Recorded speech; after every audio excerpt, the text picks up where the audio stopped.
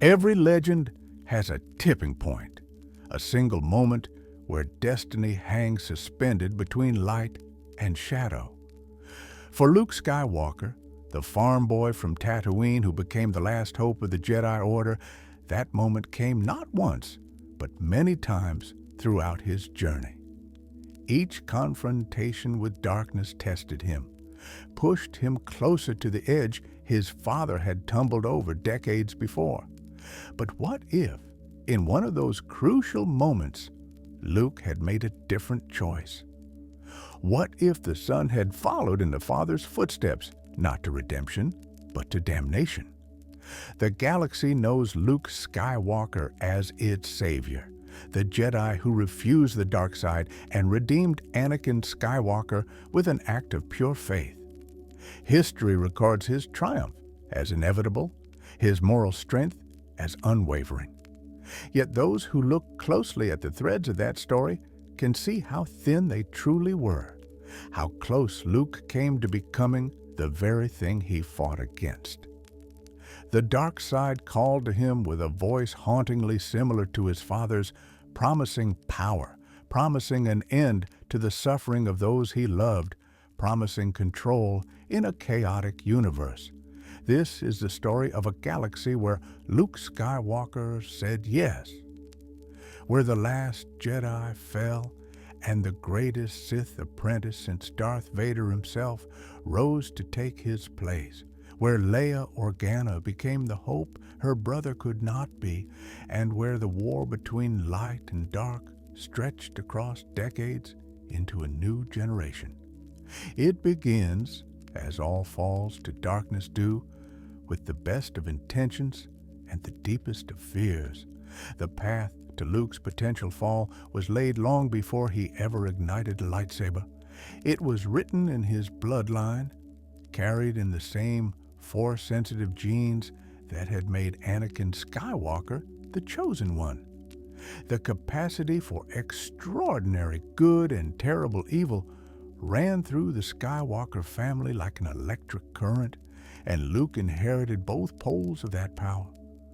When Obi-Wan Kenobi found a young moisture farmer on Tatooine, he saw hope. What he couldn't see was that he was training a weapon that could cut both ways. The cave on Dagobah, Luke's first glimpse. The swamps of Dagobah held secrets older than the Galactic Empire, mysteries that pulsed with dark side energy beneath the murky waters and twisted roots. When Luke Skywalker arrived on that forgotten world to seek training from the legendary Yoda, he thought he understood what awaited him. Physical trials, mental discipline, the kind of grueling instruction that would forge him into a Jedi Knight. He was unprepared for the cave. It squatted in the earth like a wound, an opening into something that felt fundamentally wrong. The air around it carried a chill that had nothing to do with temperature and everything to do with the absence of light. Luke felt it before he saw it, a pulling sensation in his gut, a whisper at the edge of his consciousness that promised answers to questions he hadn't yet learned to ask. "That place," Luke said, staring at the dark hollow beneath the gnarled tree. "It's cold. What's in there?" Yoda's ancient eyes studied his young student with an intensity that bordered on sorrow. "Only what you take with you," the Jedi Master replied, his voice carrying the weight of centuries of wisdom and perhaps a hint of warning. The cave was a test, though not the kind Luke expected. It didn't measure his strength with a blade or his ability to lift stones with his mind. Instead, it reached into the deepest chambers of his heart and pulled out his greatest fear, gave it form, made it real. And Luke's greatest fear, though he didn't fully understand it yet, was becoming his father. He descended into the cave with his lightsaber, despite Yoda's gentle insistence that he wouldn't need his weapon. That choice alone revealed something crucial about Luke's state of mind. He was ready to fight, primed for combat, expecting enemies. The dark side feeds on such expectations, twists them into self-fulfilling prophecies. The vision that materialized in the cave wore Darth Vader's armor. It moved with Vader's mechanical breathing, bore his crimson lightsaber. For Luke, who had lost Obi-Wan Kenobi to this dark figure, who carried the weight of being the rebellion's last Force-sensitive hope, Vader represented everything he fought against. When the vision attacked, Luke responded with all the intensity of his hatred and fear. Their blades clashed in the darkness, blue against red, light against shadow. Luke fought with the passionate aggression that characterized his combat style, each strike fueled by memories of his aunt and uncle's charred remains, of Obi-Wan's sacrifice, of the friends who had died in the war against the Empire. He didn't just want to defeat this phantom Vader, he wanted to destroy it utterly. When Luke's blade finally struck true, severing the vision's head from its shoulders, he felt a surge of dark satisfaction. The helmeted head rolled across the cave floor, and Luke stood over it, breathing hard, victorious. Then the helmet exploded open, revealing not Vader's scarred face, but Luke's own, staring back at him with accusing eyes. The message was clear, though Luke struggled to understand it fully at the time. The Force was showing him his potential future, the path he walked toward if he continued to let fear and aggression guide his actions. Strike down Vader in hatred, and you become Vader. Let the dark side fuel your quest for justice, and justice becomes vengeance, and vengeance becomes the dark side itself. But there was another interpretation of that vision, one that Luke couldn't have known. Perhaps the Force wasn't just showing him a possible future. Perhaps it was showing him an inevitable one. After all, prophecies and visions in the Star Wars galaxy have an uncomfortable habit of coming true, regardless of the choices made to prevent them. Anakin Skywalker saw his wife dying in childbirth and did everything in his power to prevent it, only to cause her death through his own actions. What if Luke's vision in the cave wasn't a warning, but a prediction? Luke emerged from the cave shaken but determined. Yoda watched him carefully, reading in the young man's face the impact of what he'd witnessed. The Jedi Master said nothing, offering no interpretation, no comfort. Some lessons must be felt rather than taught, and Luke needed to carry the weight of that vision with him, needed to remember what he could become. In our timeline, Luke learned from the cave. In another, he learned a wrong lesson. He could have walked away convinced that the only way to avoid becoming Vader was to be stronger than Vader, more powerful, more willing to do what needed to be done. He could have believed that hesitation, mercy, and compassion were weaknesses that would lead to his fall, when in truth, those very qualities were what would save him. The cave on Dagobah was Luke's first real confrontation with his own darkness. It wouldn't be his last, and each subsequent test would raise the stakes higher. But the seed was planted there, in that dank hollow beneath a gnarled tree on a forgotten swamp world, the seed of the knowledge that Luke Skywalker carried within him the potential for both salvation and destruction, and that the line between them was far thinner than anyone wanted to admit. Cloud City, the moment of truth, the revelation came in a chamber on Bespin, in the bowels of Cloud City, where industrial equipment hummed and hissed around a platform suspended over a bottomless shaft. Luke Skywalker barely trained, half-formed as a Jedi, stood battered and bleeding before the dark figure who had haunted his nightmares since their first encounter. He'd come to save his friends. Instead, he'd walked into a trap designed specifically for him. Darth Vader had defeated Luke with almost contemptuous ease. The young man's enthusiasm and raw force ability were no match for decades of combat experience and Sith training. Vader had systematically dismantled Luke's defenses, toyed with him in a way that was both instructive and cruel, ultimately severing his hand and leaving him clutching the edge of despair along with a support beam above the abyss. "Obi-Wan never told you what happened to your father."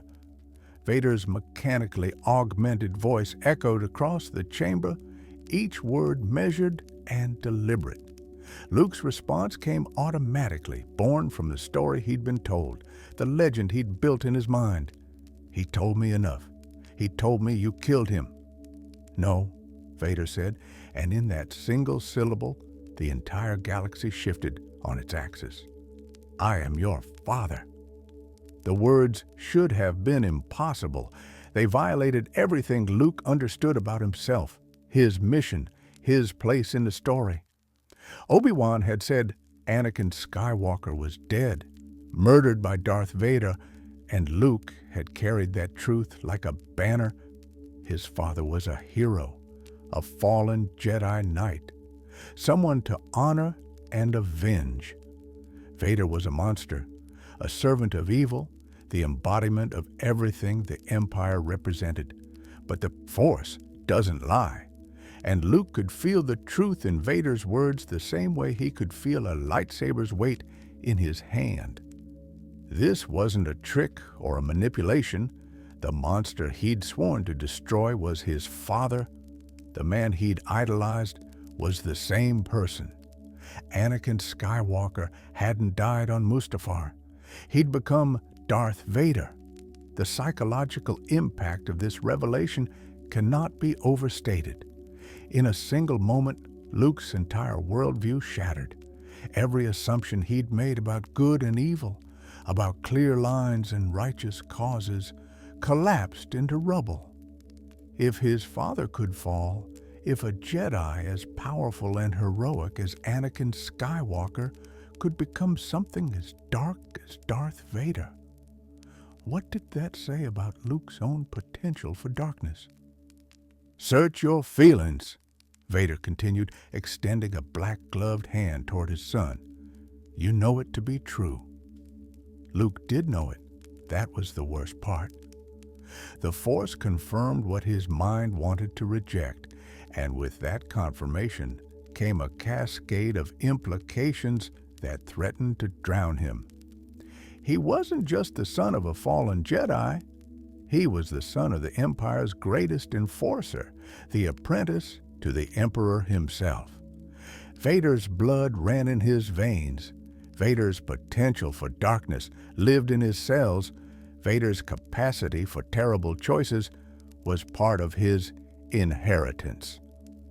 "Join me," Vader said, and his next words carried the weight of genuine offer rather than threat. "Together, we can rule the galaxy as father and son." This was the moment. This was the crossroads where Luke's path could diverge into darkness. Consider what he'd been through. He'd left his training incomplete to save his friends, only to fall into a trap. He'd been beaten, maimed, and confronted with an identity crisis that would have broken most people.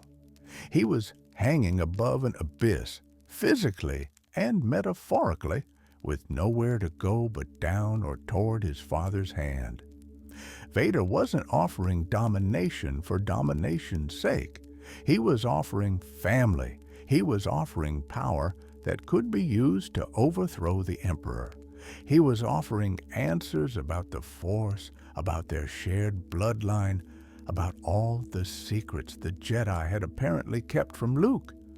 After a lifetime of growing up without parents, without knowing where he came from, Luke had finally found his father, and his father wanted him. The temptation wasn't just about power, it was about connection, about no longer being alone in the galaxy. Luke had spent his entire adolescence staring at twin suns and dreaming of a larger life. Now, his father was offering him the largest life possible at the cost of everything he believed in. In the timeline we know, Luke chose to let go. He released his grip and fell into the abyss, choosing possible death over certain corruption. His faith in the Force and his friends saved him, pulling him into the Millennium Falcon's rescue. But that choice came from a place of incredible moral strength, the kind that not even fully trained Jedi always possessed. What if Luke had been slightly different? What if the beating Vader gave him had left him more broken? What if his incomplete training meant he couldn't find that core of strength to resist? What if he remembered Yoda's words differently and thought that joining Vader was the only way to learn enough to ultimately defeat the Emperor? Luke could have taken his father's hand.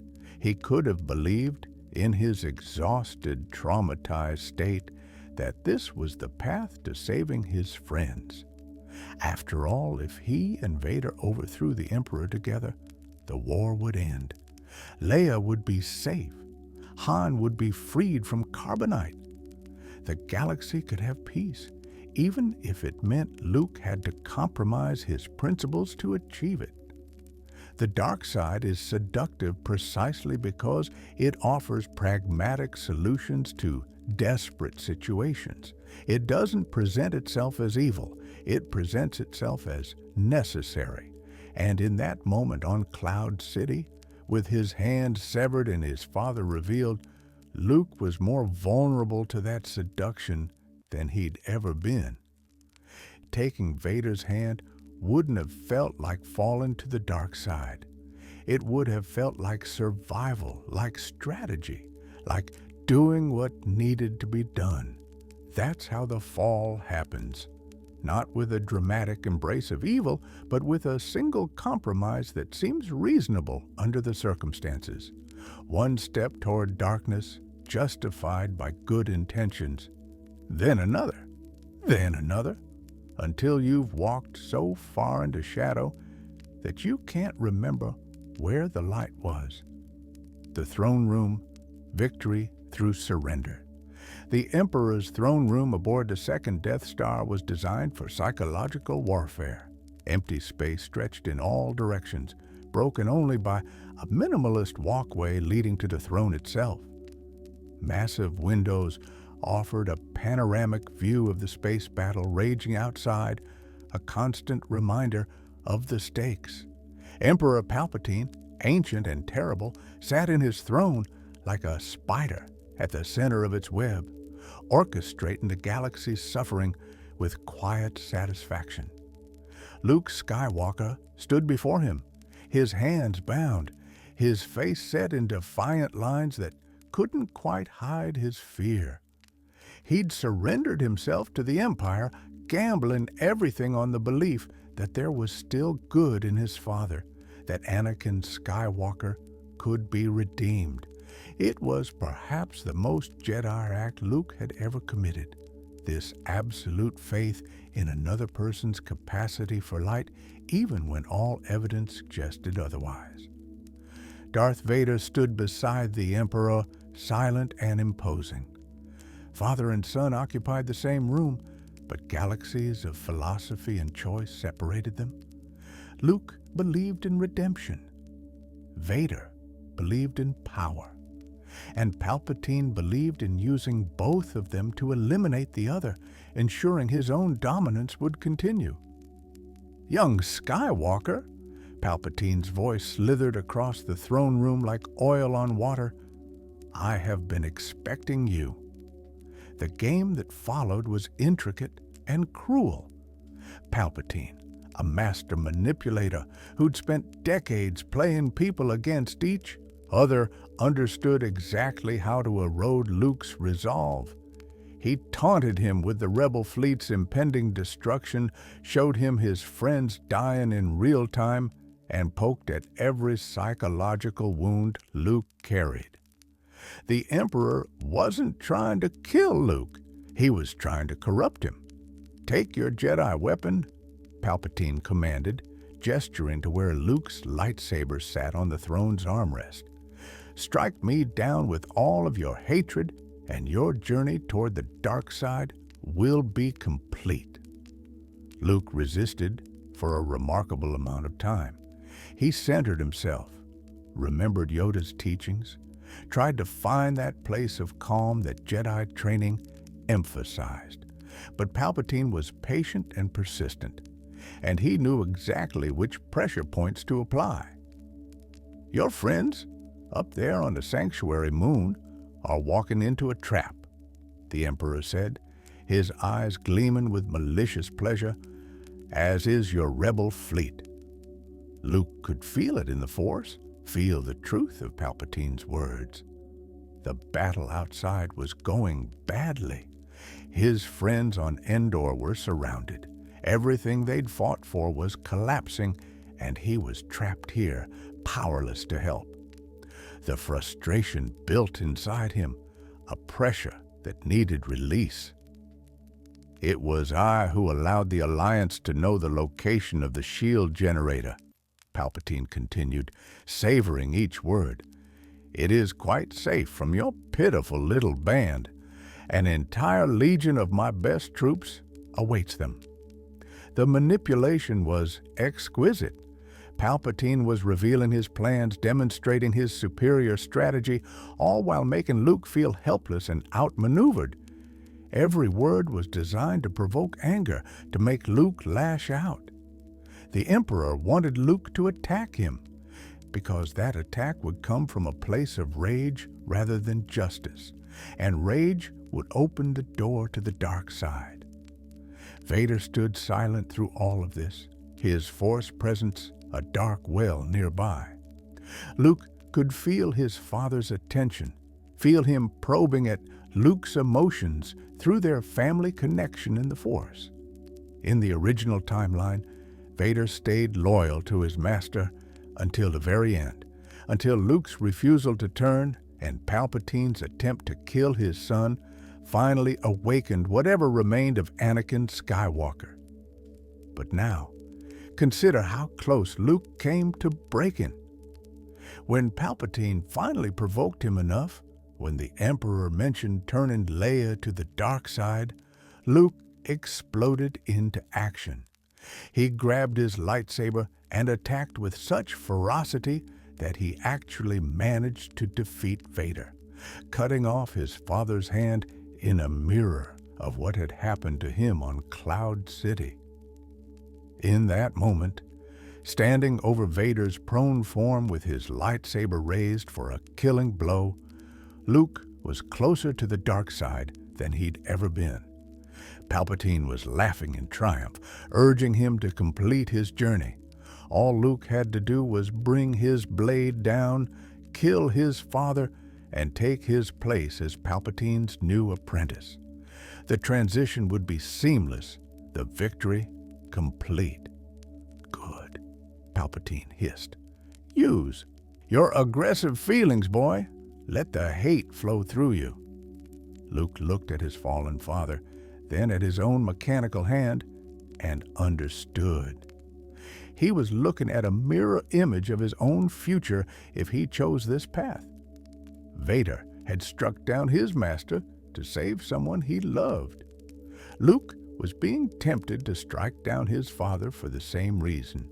The cycle would continue generation after generation unless someone chose to break it. "Never," Luke said, throwing his lightsaber aside. "I'll never turn to the dark side. You've failed, Your Highness. I am a Jedi like my father before me." It was, without question, the most important choice Luke Skywalker ever made. In choosing to lose, he won. In accepting his own death rather than compromise his principles, he embodied everything the Jedi were supposed to be. And his faith was rewarded when Vader, moved by his son's sacrifice, turned on the Emperor and destroyed the Sith once and for all. But it was so close. A slightly different Luke, one more damaged by his experiences or less certain in his convictions, could have made the other choice. He could have struck down Vader. He could have convinced himself it was justice or necessary or the only way to save his friends. One downward stroke of his lightsaber and everything would have changed. The alternate choice, Luke strikes down his father. The lightsaber hummed in Luke's hand, its green blade casting sharp shadows across Darth Vader's prone form. The Dark Lord of the Sith lay defeated, his mechanical breathing ragged, his lightsaber several meters away. Luke stood over him, trembling with emotion, a storm of feelings raging through his Force-attuned senses. Rage at what Vader had done, what he represented, fear of what Luke himself could become, desperation to save his friends who were dying in the battle overhead.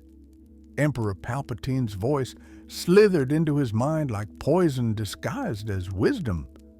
Good. Your hate has made you powerful.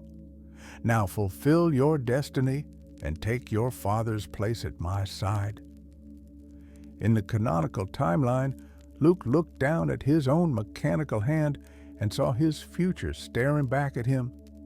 He realized that killing his father in hatred would begin his journey down the same dark path Anakin had walked.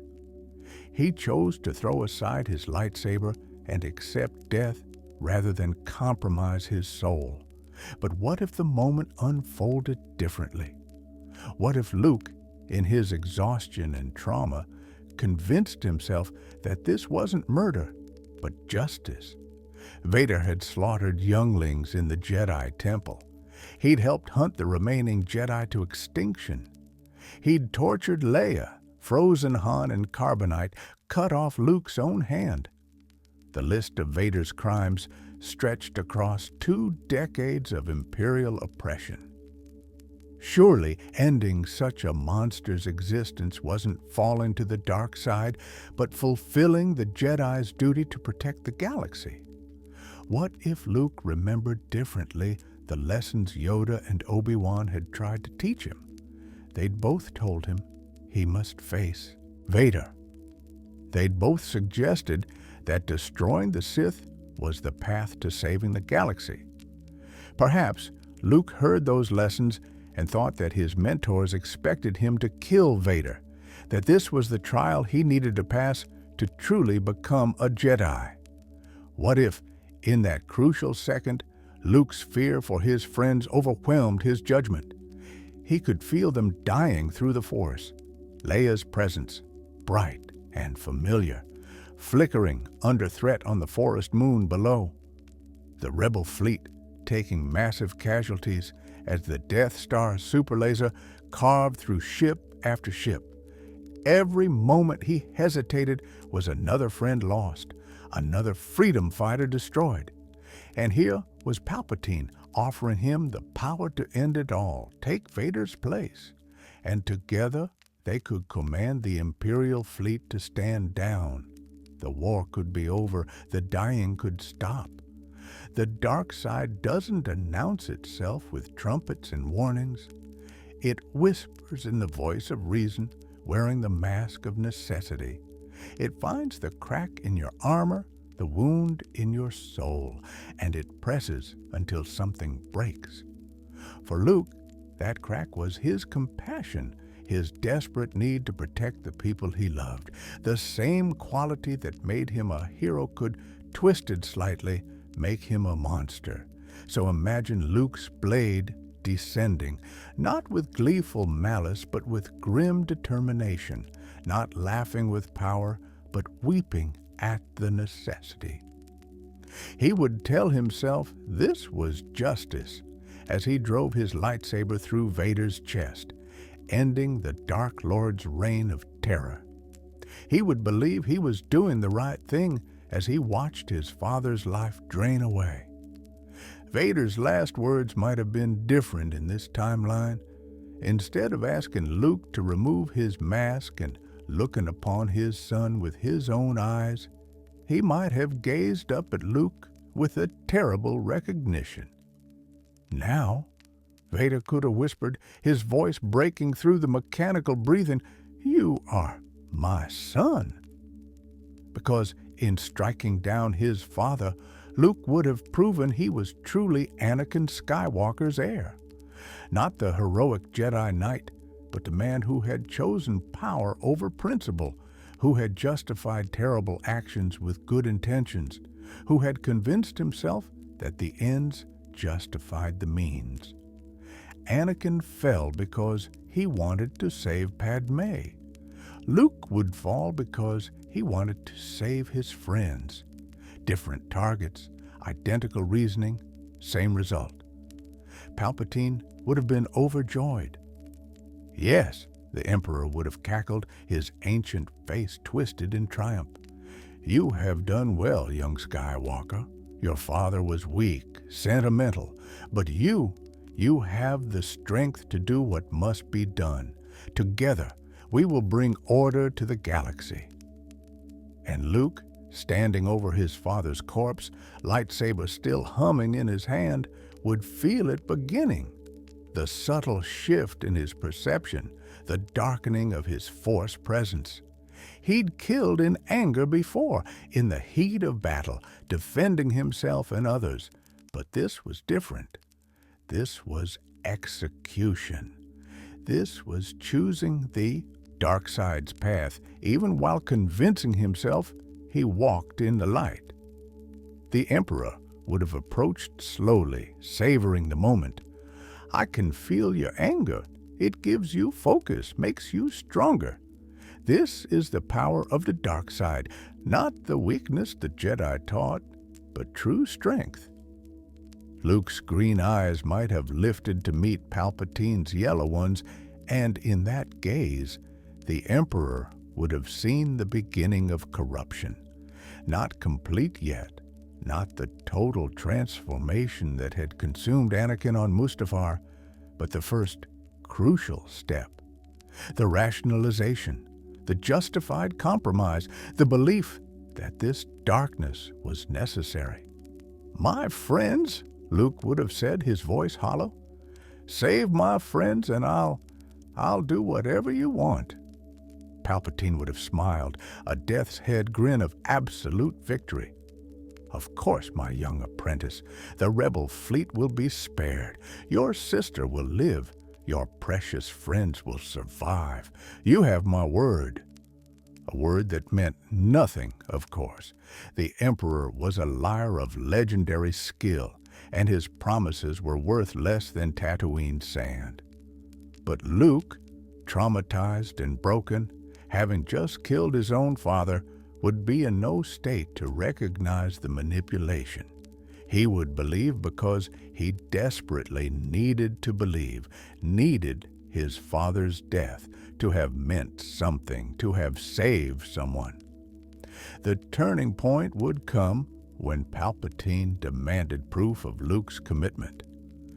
"The rebel leaders plotting against us in the Ewok village below," the Emperor would say, his voice sweet with poison. "End them, and the war ends. No more death, no more suffering. Just one quick strike, young Skywalker, and you save billions." This is how the fall completes itself. Not one terrible choice, but a series of escalating compromises. Luke had already killed his father. What was killing a few more enemies of the Empire? He could tell himself they were soldiers, combatants in a war, legitimate targets. He could pretend this was different from murdering innocents, even though the line between the two was rapidly disappearing. And if Luke hesitated, if some part of his training, some echo of Yoda's wisdom or Obi-Wan's sacrifice made him pause, Palpatine would have prepared for that too. The Emperor would have used Force lightning not on Luke, But on Leia, let Luke feel his sister's agony through their Force bond. Let him understand that refusing the Emperor meant watching everyone he loved suffer.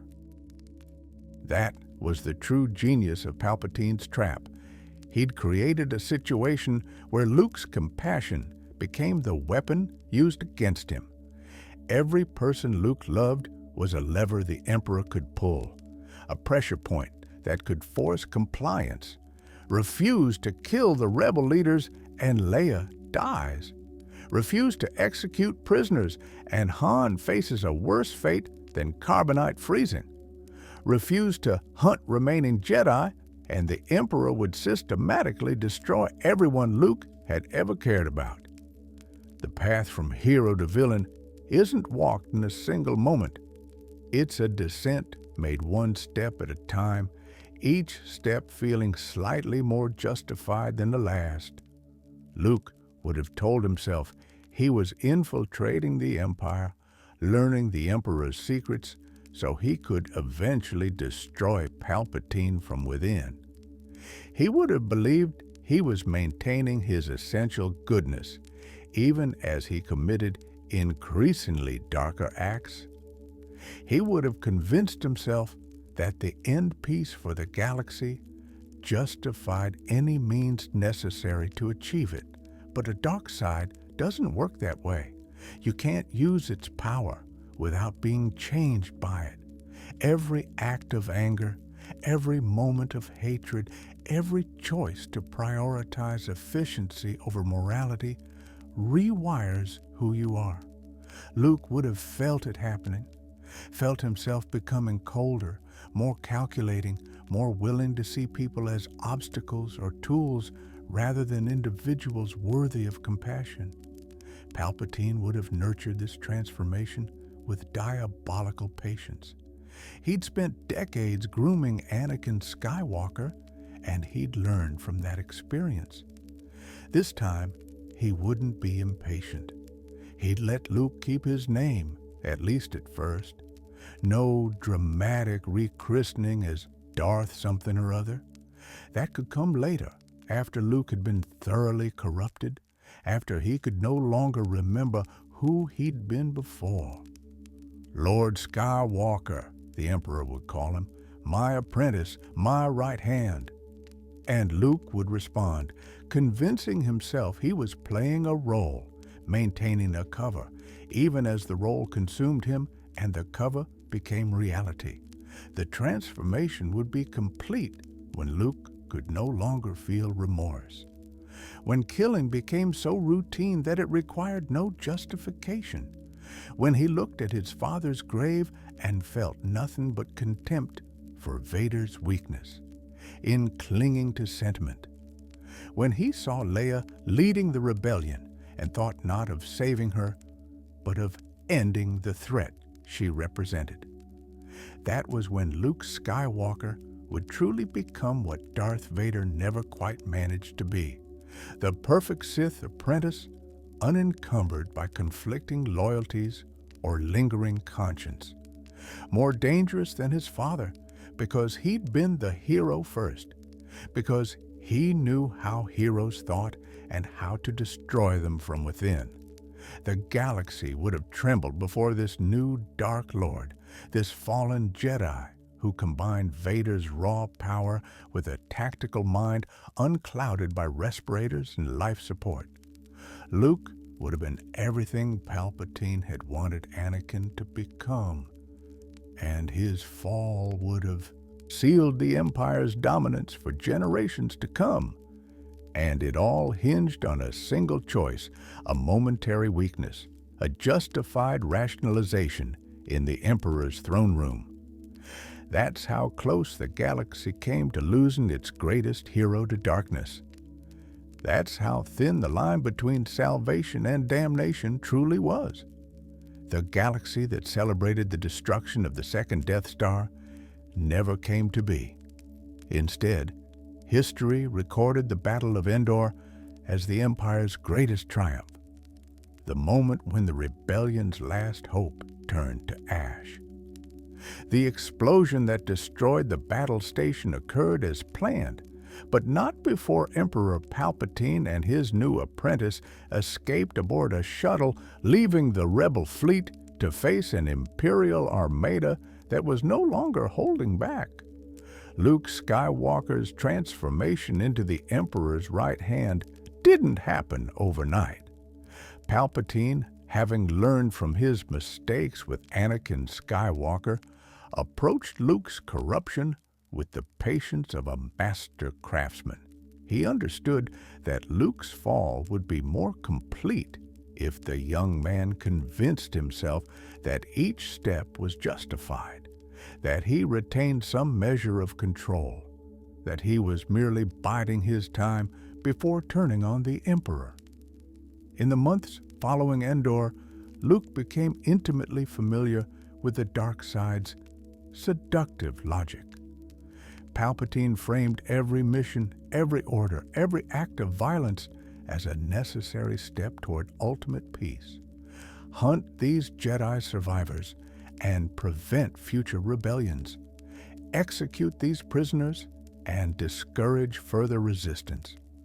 Destroy this colony that harbors rebels and save countless lives that would be lost in prolonged conflict. The Emperor recognized that Luke's greatest weapon had always been his compassion, and so he weaponized it. Before each mission, Palpatine would show Luke Force visions of what would happen if he refused. Friends tortured, Leia hunted, billions suffering under extended warfare. The Emperor painted pictures of a galaxy that could be saved through swift, terrible action, contrasting it with the slow bleeding of conventional conflict. Luke told himself he was learning, studying the Emperor's techniques, understanding Sith philosophy, all so he could eventually use that knowledge to destroy Palpatine from within. He rationalized his compliance as strategy, his participation in atrocities as necessary cover. But with each dark deed, each life taken in cold calculation rather than desperate defense, something fundamental changed in Luke's Force presence. The light that had once blazed around him, visible to any Force-sensitive who looked, began to dim, not extinguished, not yet, but shrouded, wrapped in shadow like clouds obscuring a sun. The rebels who encountered Lord Skywalker in battle reported that facing him was like confronting a ghost of their former hope. They could still see glimpses of the hero he'd been, which made the darkness surrounding him even more terrible. Palpatine gifted Luke with his own lightsaber, a weapon crafted in the ancient Sith traditions. The crystal at its heart was red, naturally, corrupted through dark side rituals until it bled its crimson color. Luke accepted the weapon without ceremony, adding it to the arsenal he was building. His father's blade, his own green lightsaber, and now this Sith weapon.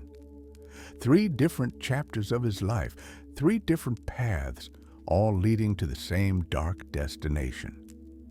The Emperor also granted Luke access to the Sith archives, ancient texts, and holocrons that contained knowledge forbidden to the Jedi Order.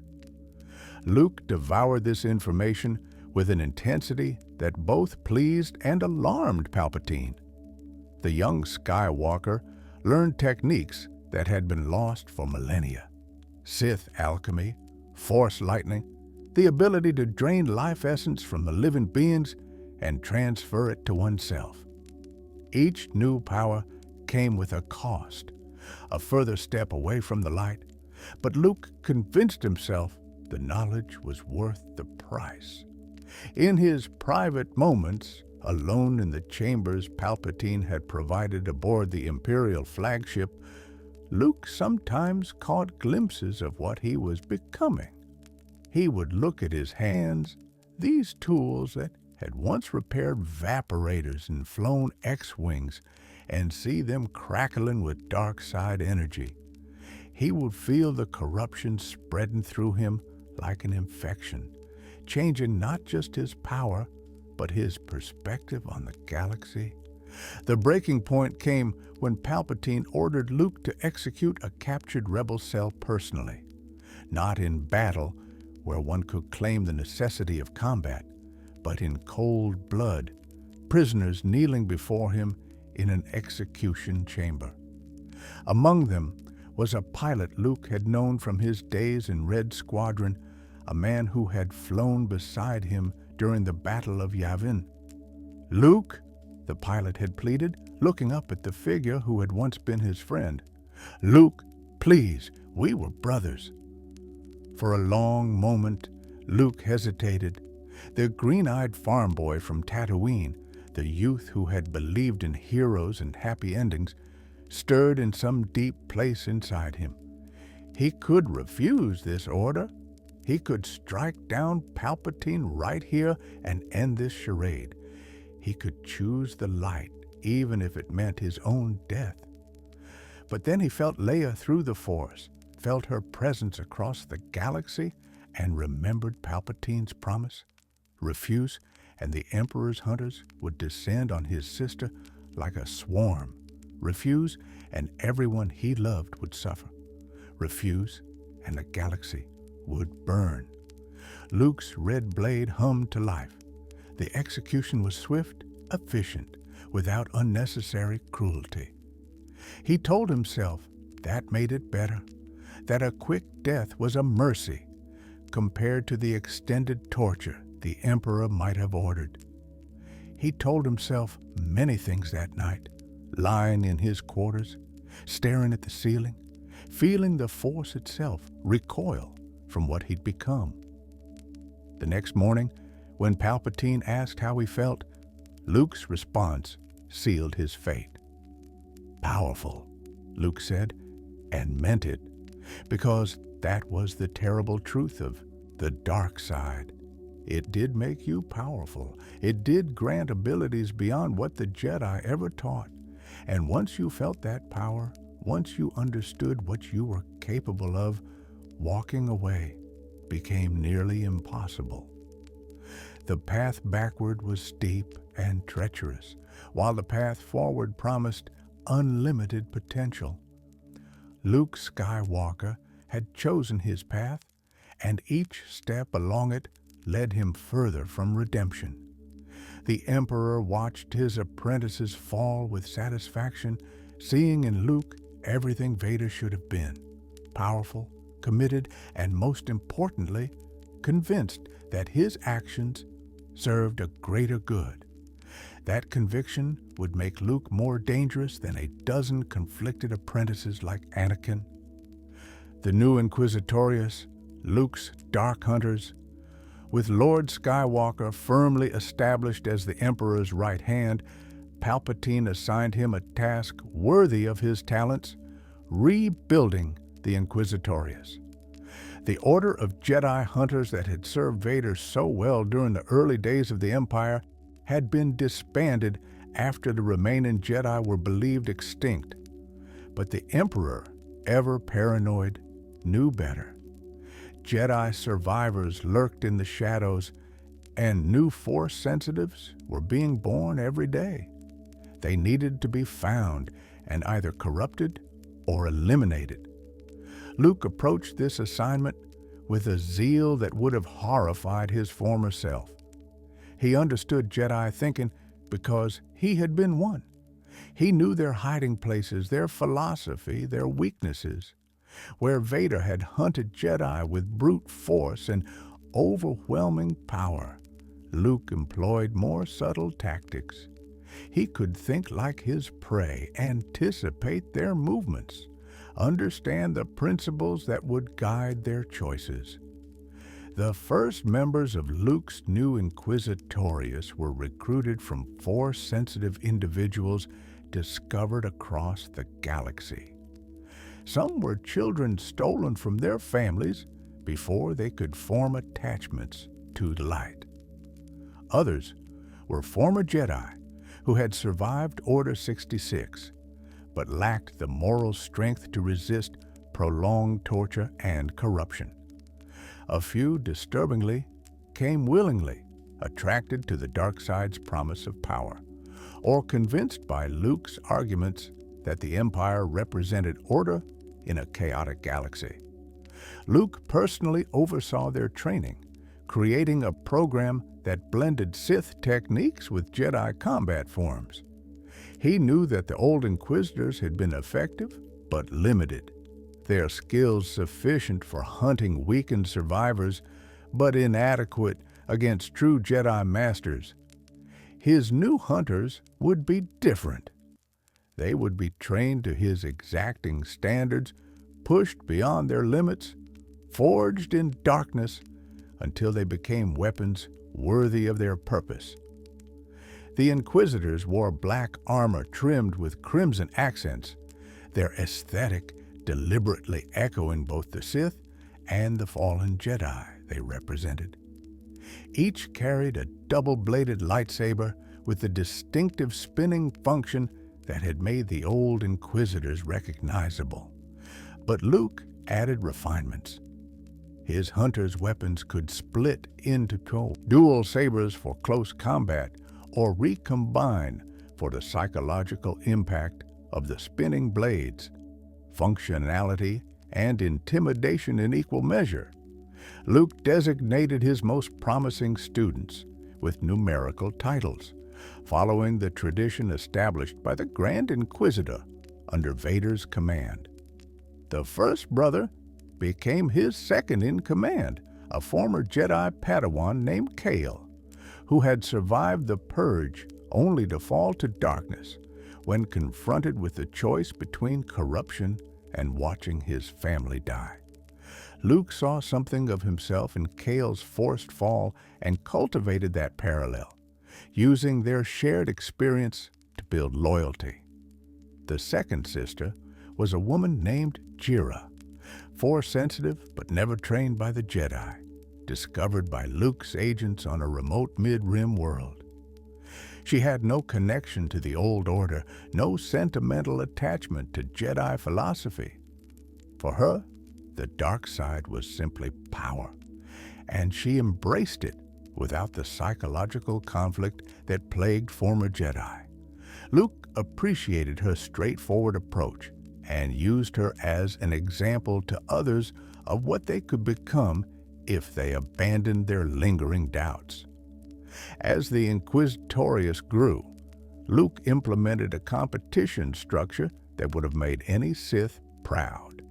His hunters were encouraged to test themselves against each other, to compete for his favor, to prove their worth through success in the field. Those who failed were given chances to redeem themselves, but repeated failure resulted in termination not of employment, but of life. Luke had learned from Palpatine that fear was an effective motivator, and his Inquisitors feared both their targets and their master.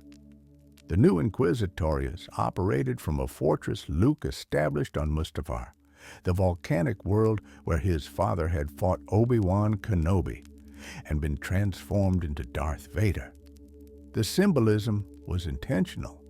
Luke wanted his hunters to understand that this was where Jedi came to die, where the light was burned away by dark side fire. He converted Vader's old fortress into a training facility, adding chambers specifically designed to break Jedi prisoners and convert them into Inquisitors. Luke's tactical innovations made the new Inquisitorius far more effective than their predecessors. Instead of hunting individually or in small teams, Luke organized coordinated strikes.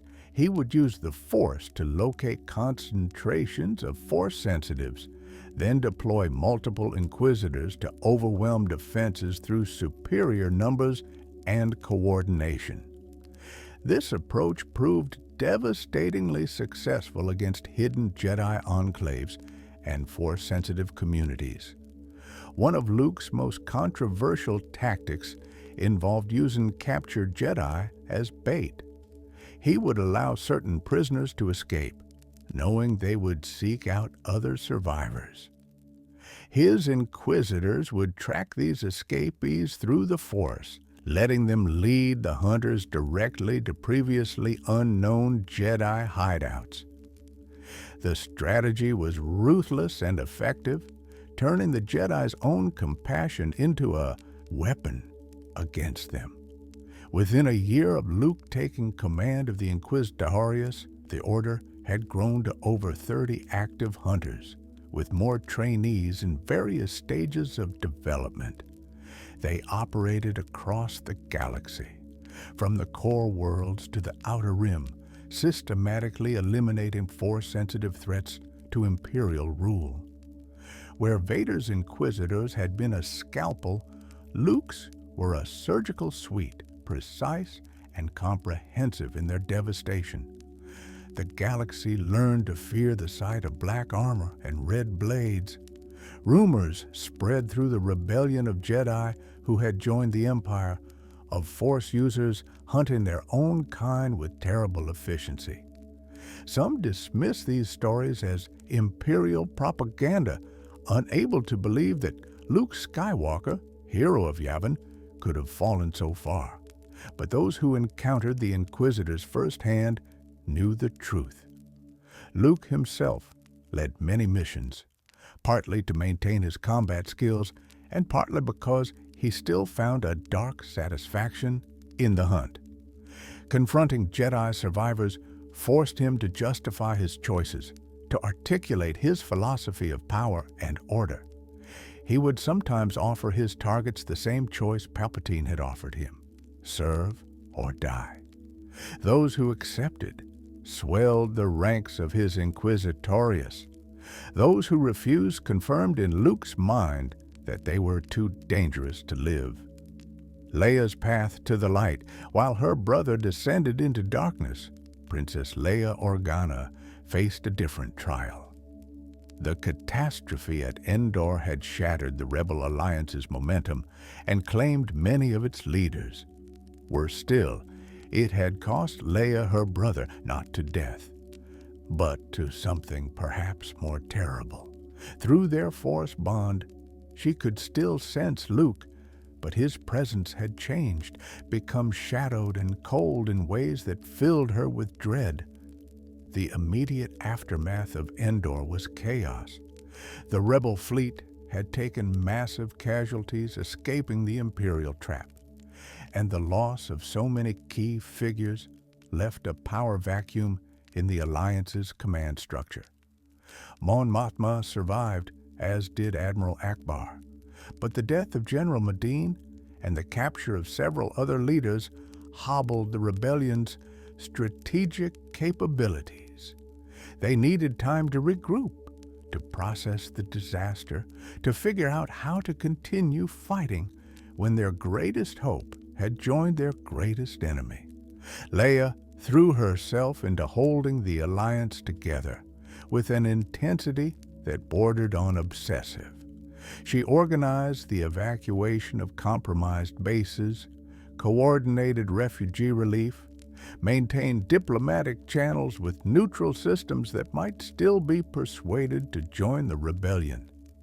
She worked without pause, sometimes for days at a time, driven by a need to prevent her brother's fall from being the death blow to the cause they'd both fought for.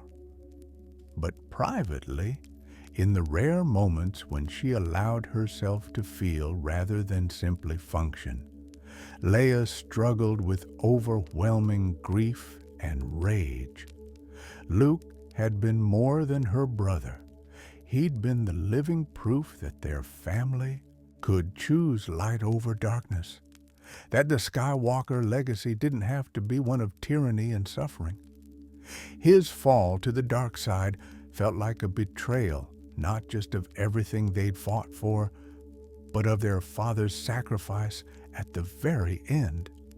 Han Solo, miraculously rescued from Jabba's palace days before Endor, became Leia's anchor during this period.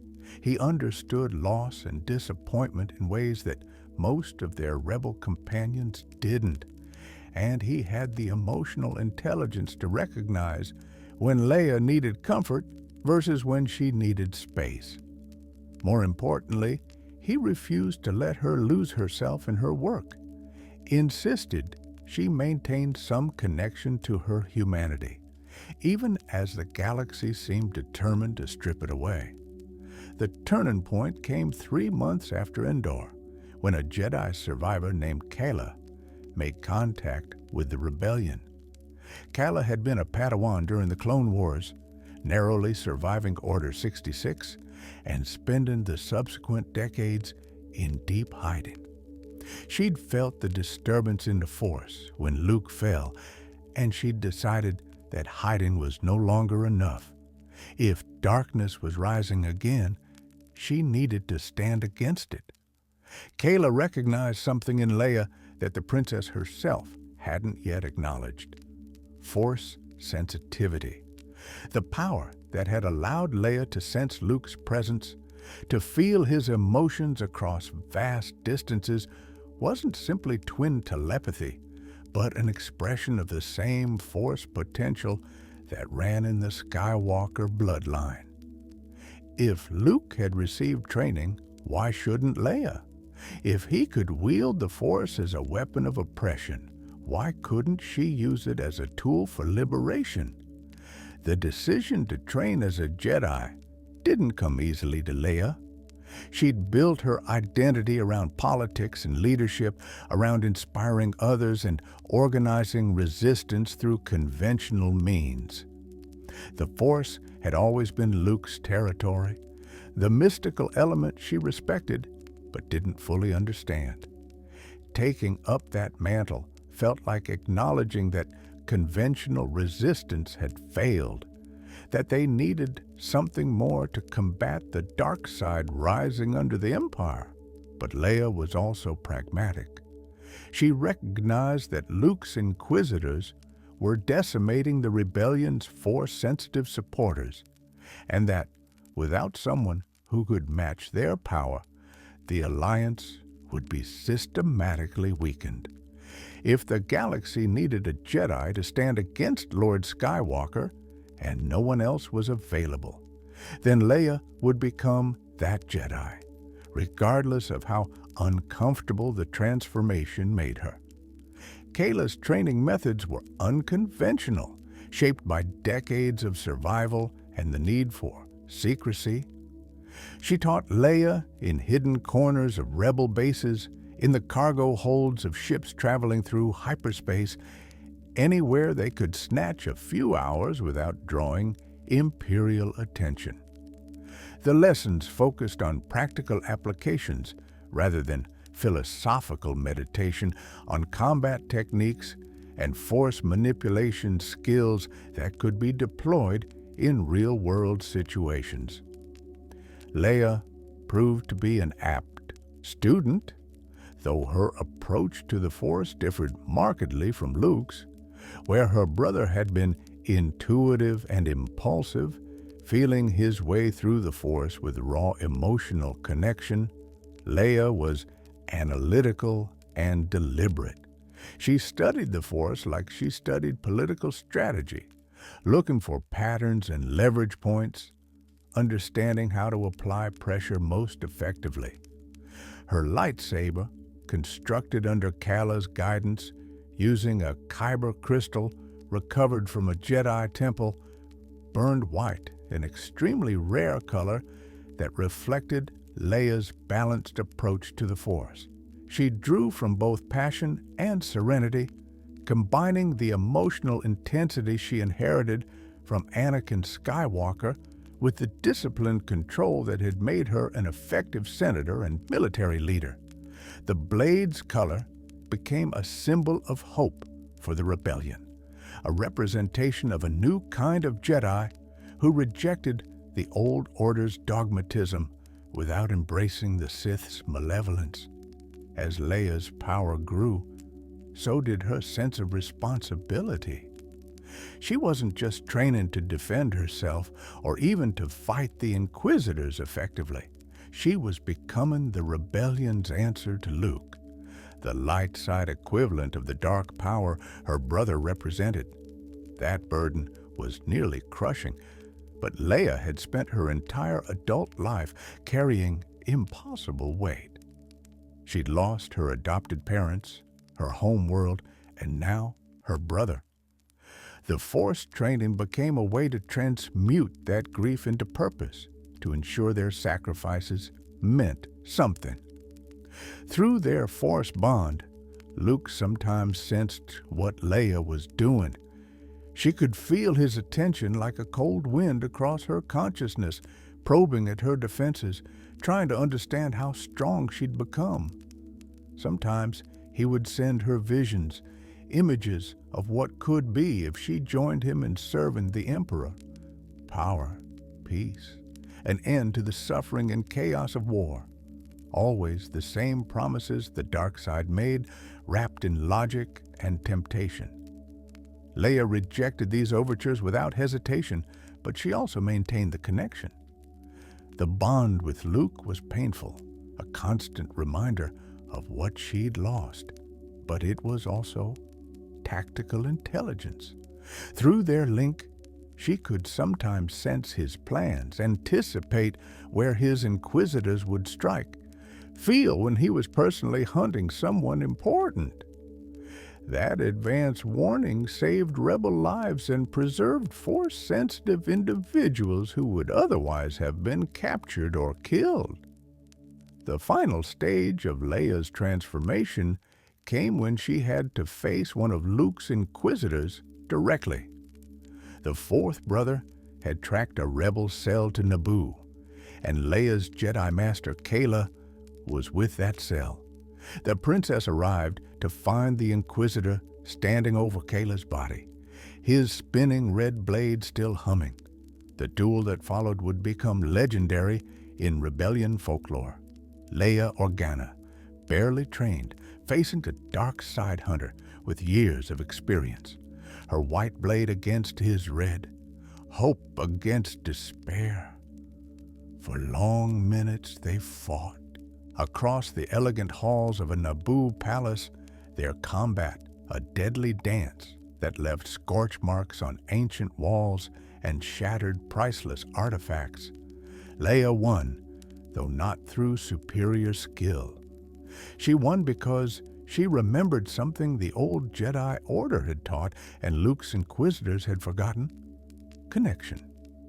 She reached out through the Force not to attack but to understand, to feel the fourth brother's pain and fear and doubt. In that moment of empathetic contact, she showed him a different path, reminded him that he'd once been a Jedi who served the light.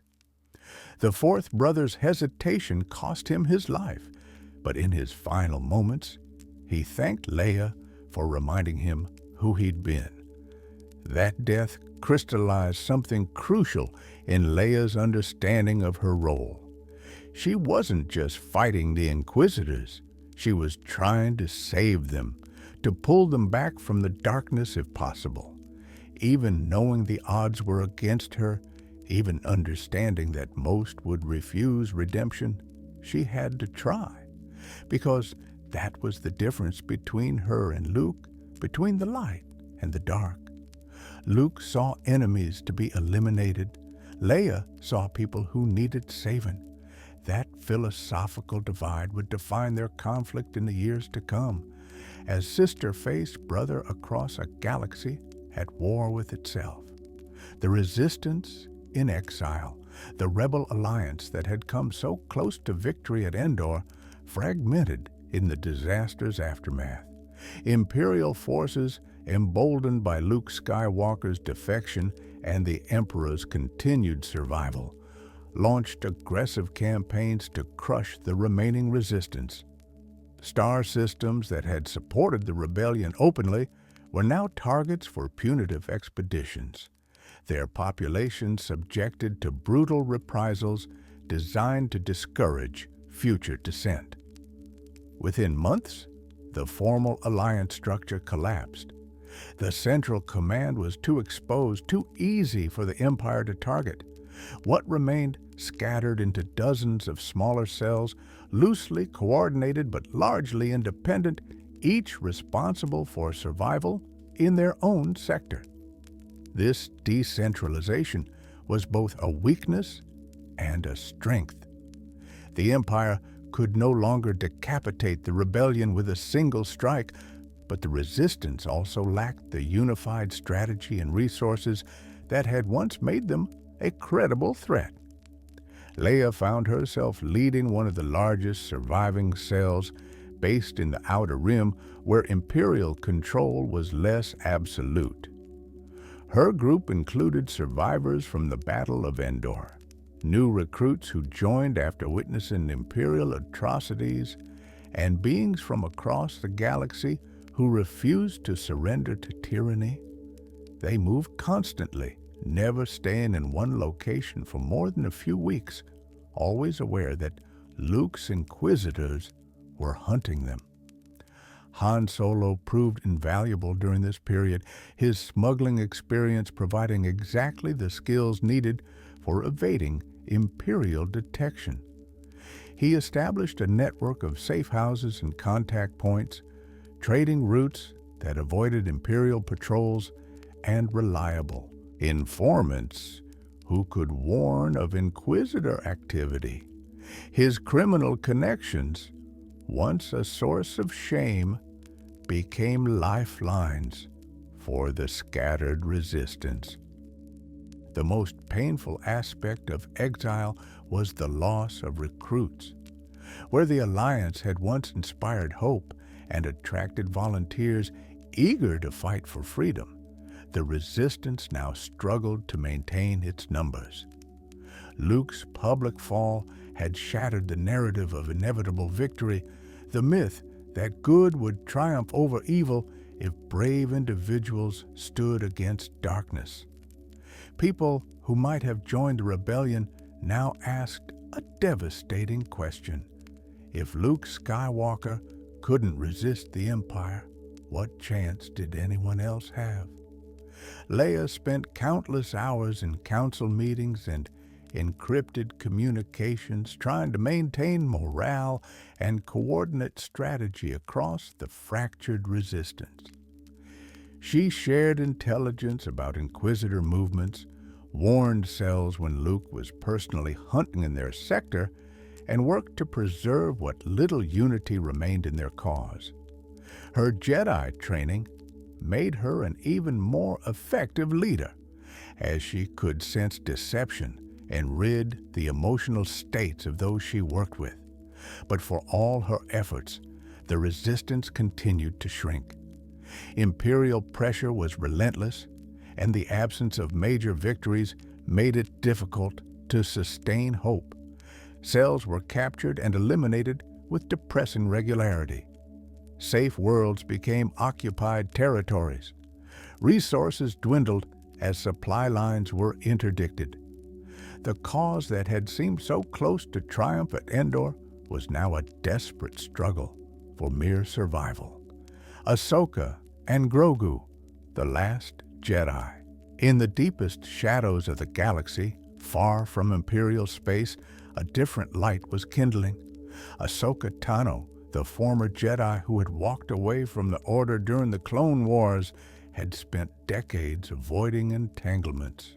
She'd fought when necessary, helped when she could, but she'd maintained her distance from the conflicts that consumed the galaxy. The fall of Luke Skywalker changed that calculation. Ahsoka had felt through the Force the moment Luke turned, a disturbance so profound it resonated across the galaxy. She'd known both Anakin and Luke, had watched father and son struggle with darkness in their own ways. Luke's fall was different from Anakin's, colder and more calculated, but the result was the same. The light had lost another champion, and darkness was ascendant. The green child called Grogu found his way to Ahsoka through the Force itself, guided by paths older than the Empire. He was one of Yoda's species, rare and powerful in the Force, a youngling who had somehow survived the Purge and remained uncorrupted by the dark side. When Ahsoka first encountered the child, She recognized his potential immediately.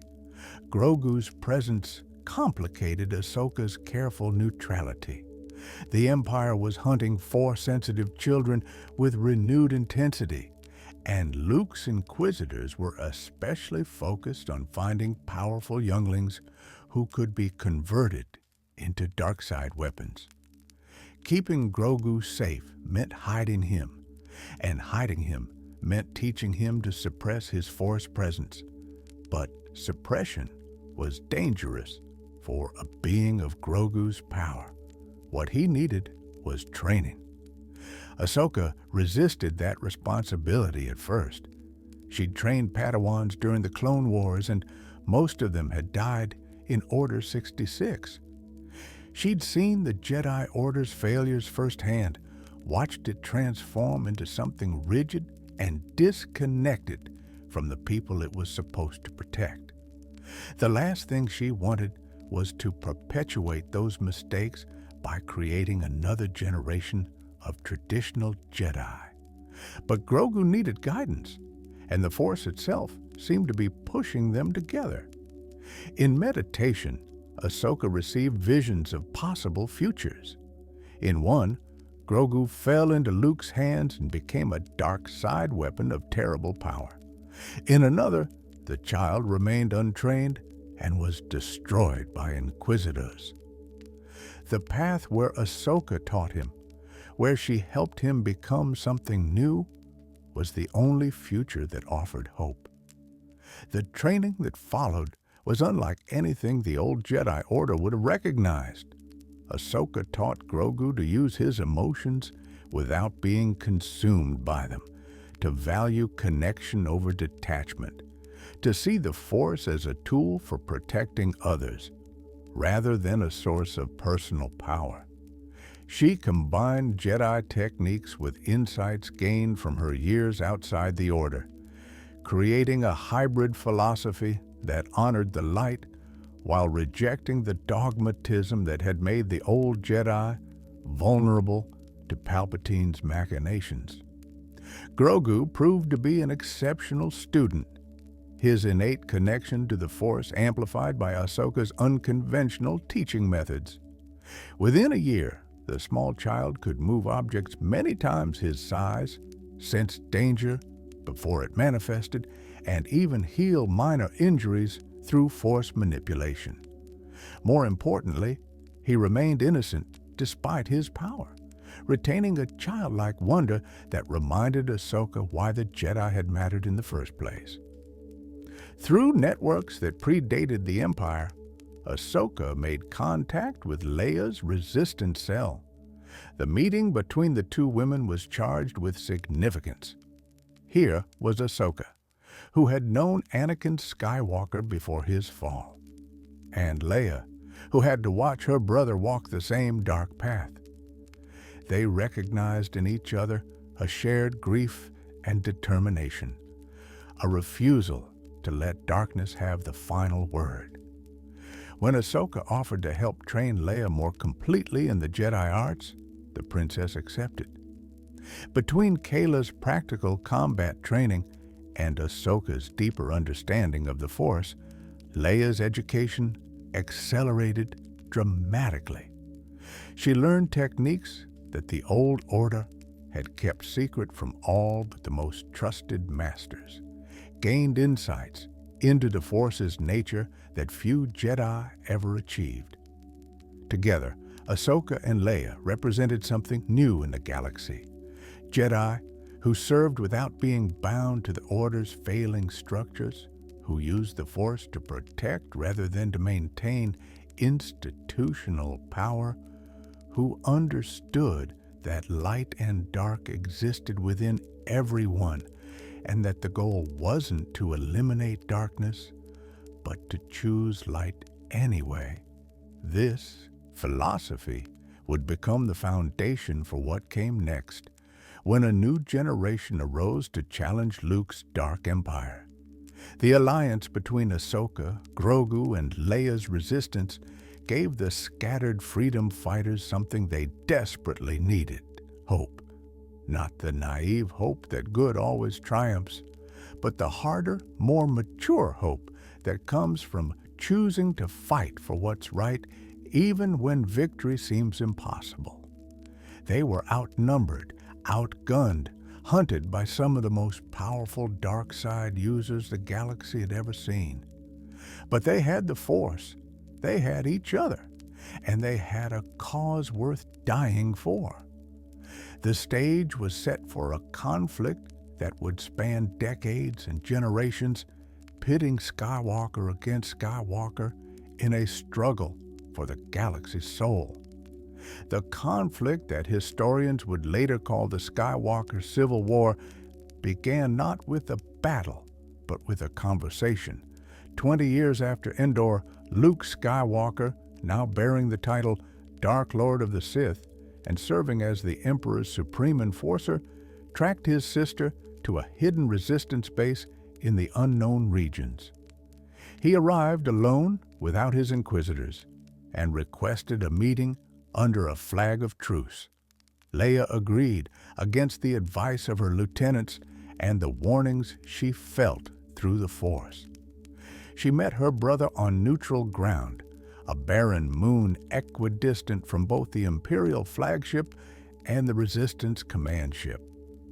20 years had changed them both dramatically. Luke's once youthful features had hardened, his eyes carrying a yellow tint that marked extensive use of the dark side. Leia bore scars from countless battles, her face lined with stress and sacrifice. They stood facing each other across a stretch of lunar dust, two halves of a broken family, two different answers to the question of how to use power.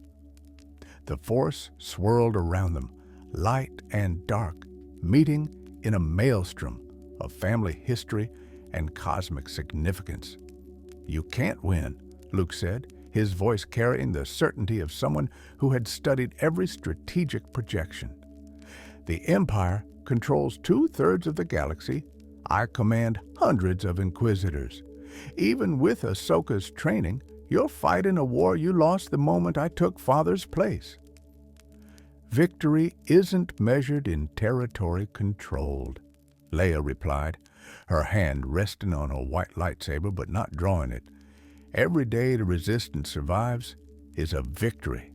Every person we save from your Inquisitors is a victory. Every world that remembers freedom existed is a victory. You've won battles, Luke, but you've lost the war for people's hearts." Luke's expression flickered with something that might have been pain or frustration. "I'm trying to save the galaxy, Leia. Can't you see that? The Emperor is old. In another decade, maybe 2, he'll die. And when he does, I'll be in position to reshape the Empire into something better. No more cruelty for cruelty's sake. No more unnecessary suffering. True order and peace." "And how many people will you murder to create this peace?" Leia's voice was sharp with anger and grief. "How many Jedi have your Inquisitors killed? How many Force-sensitive children have you stolen and corrupted? How many worlds have burned because they dared to resist? You've become the very thing Father swore he'd never be." The accusation struck deeper than any lightsaber could have. Luke flinched, and for a moment, Leia saw a glimpse of the brother she'd lost. Then his expression hardened again, the darkness reasserting itself. "Father was weak," Luke said, but the words lacked conviction. He couldn't commit to his choices. He wavered between light and dark, and that wavering destroyed him.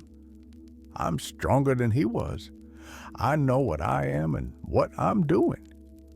"You know what you tell yourself to justify it," Leia countered. "But in your quiet moments, when you're alone with your thoughts, can you honestly say you've become what you wanted to be? When you execute prisoners or hunt Jedi, do you feel like a hero creating peace?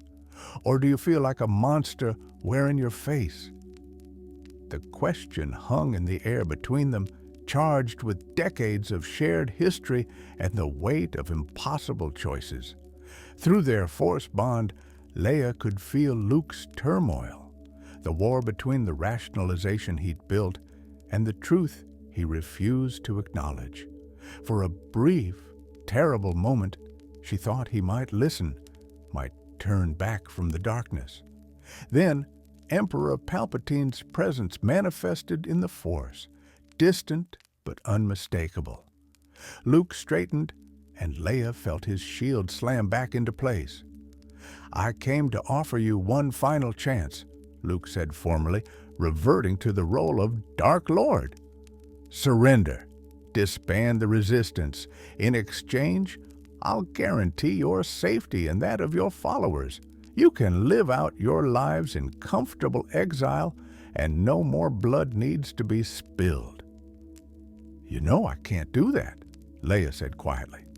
"I know," Luke replied, "but I had to try, for Father's sake if nothing else." The next time they met, it was with lightsabers drawn and no hope of peace. The Skywalker siblings dueled across multiple star systems, their confrontations becoming legendary among both Imperial forces and Resistance fighters. Each battle was intensely personal, decades of love and betrayal channeled into perfect combat form. Luke was technically superior, his dark side powers and extensive training giving him advantages Leia struggled to counter. But Leia had something Luke lacked: connections. Where Luke fought alone, Leia fought knowing she protected something worth protecting. That conviction gave her strength that couldn't be measured in Force power or lightsaber technique. Their conflict reshaped the political landscape of the galaxy.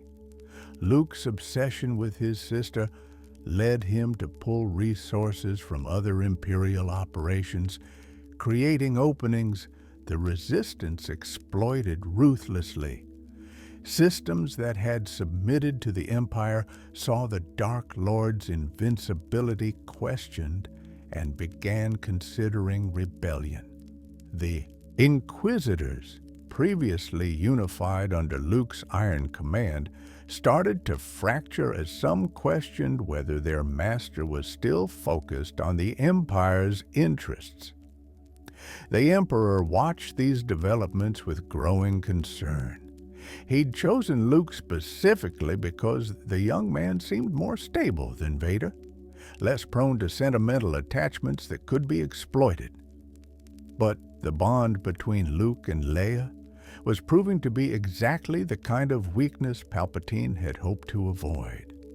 Worse, their ongoing conflict was costly and accomplished nothing for the Empire's strategic goals.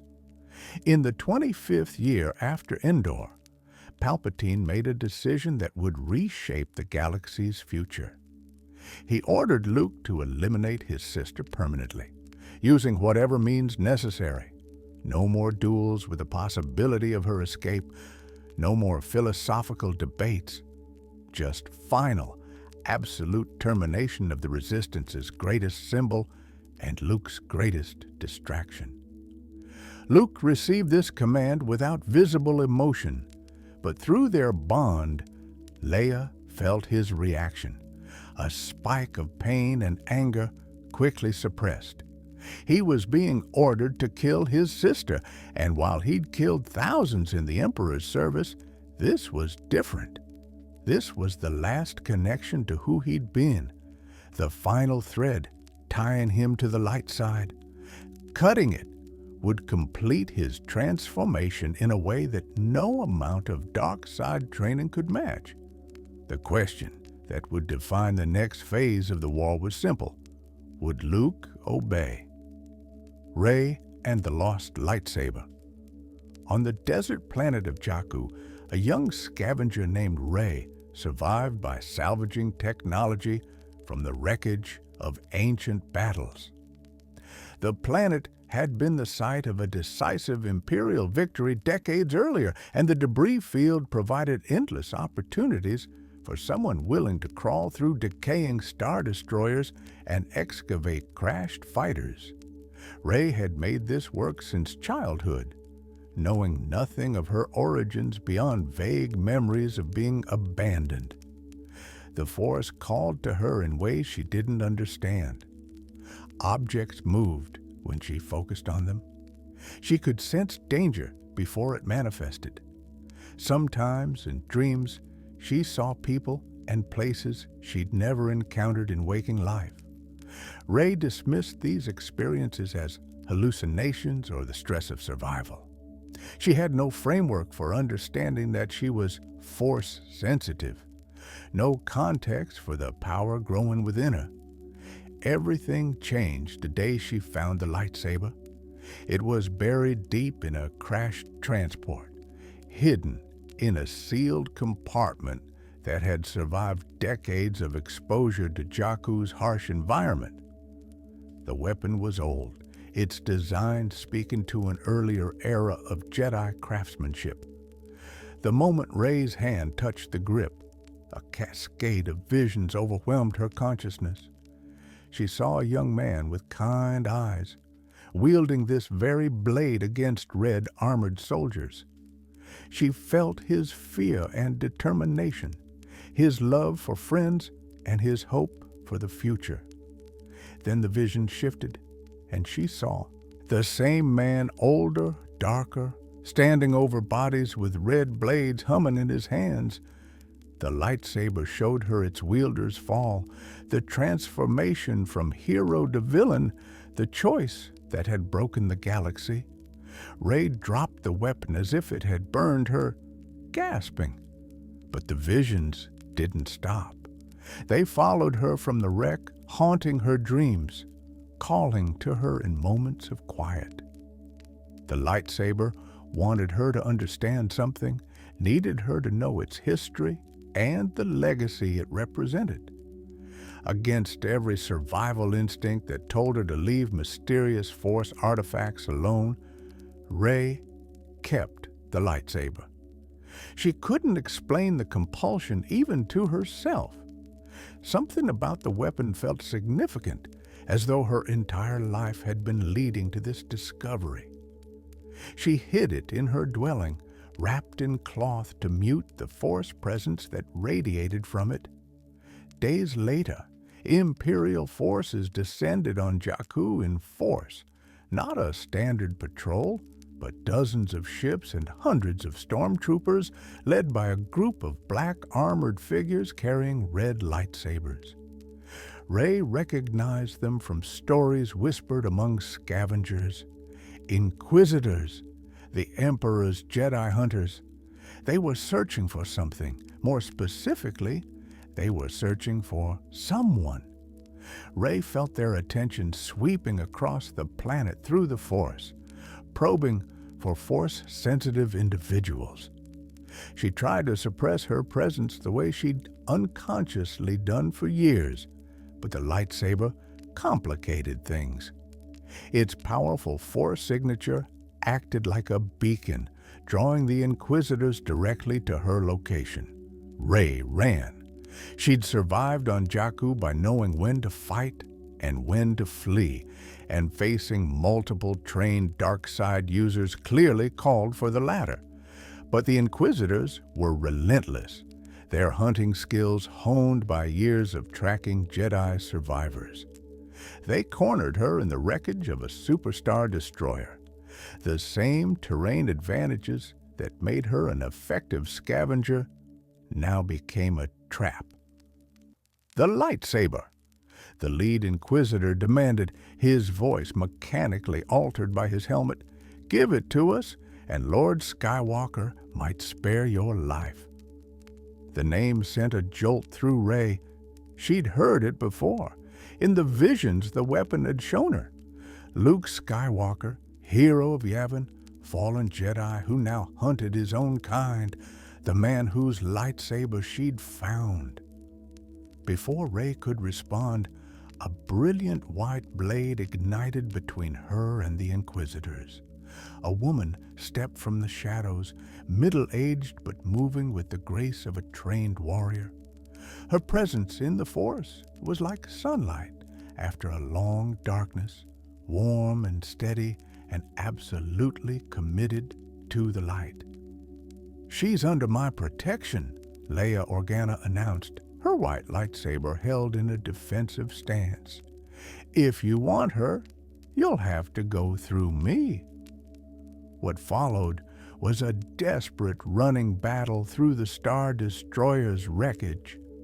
Leia held off the Inquisitors while Rey fled, buying time with a combination of combat skill and tactical acumen. She couldn't defeat 6 Inquisitors alone, but she didn't need to. She just needed to survive long enough for her backup to arrive.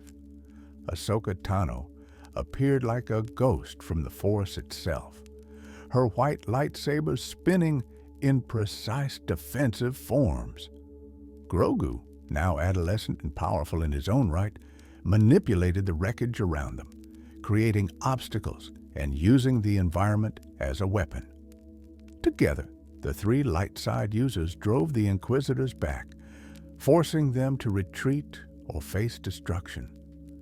In the aftermath, as Imperial ships fled Jakku, Leia approached Rey carefully. The young scavenger stood trembling, still clutching the ancient lightsaber, overwhelmed by everything that had just happened. "You're Force-sensitive," Leia said gently, "powerful too, and somehow you found my brother's weapon."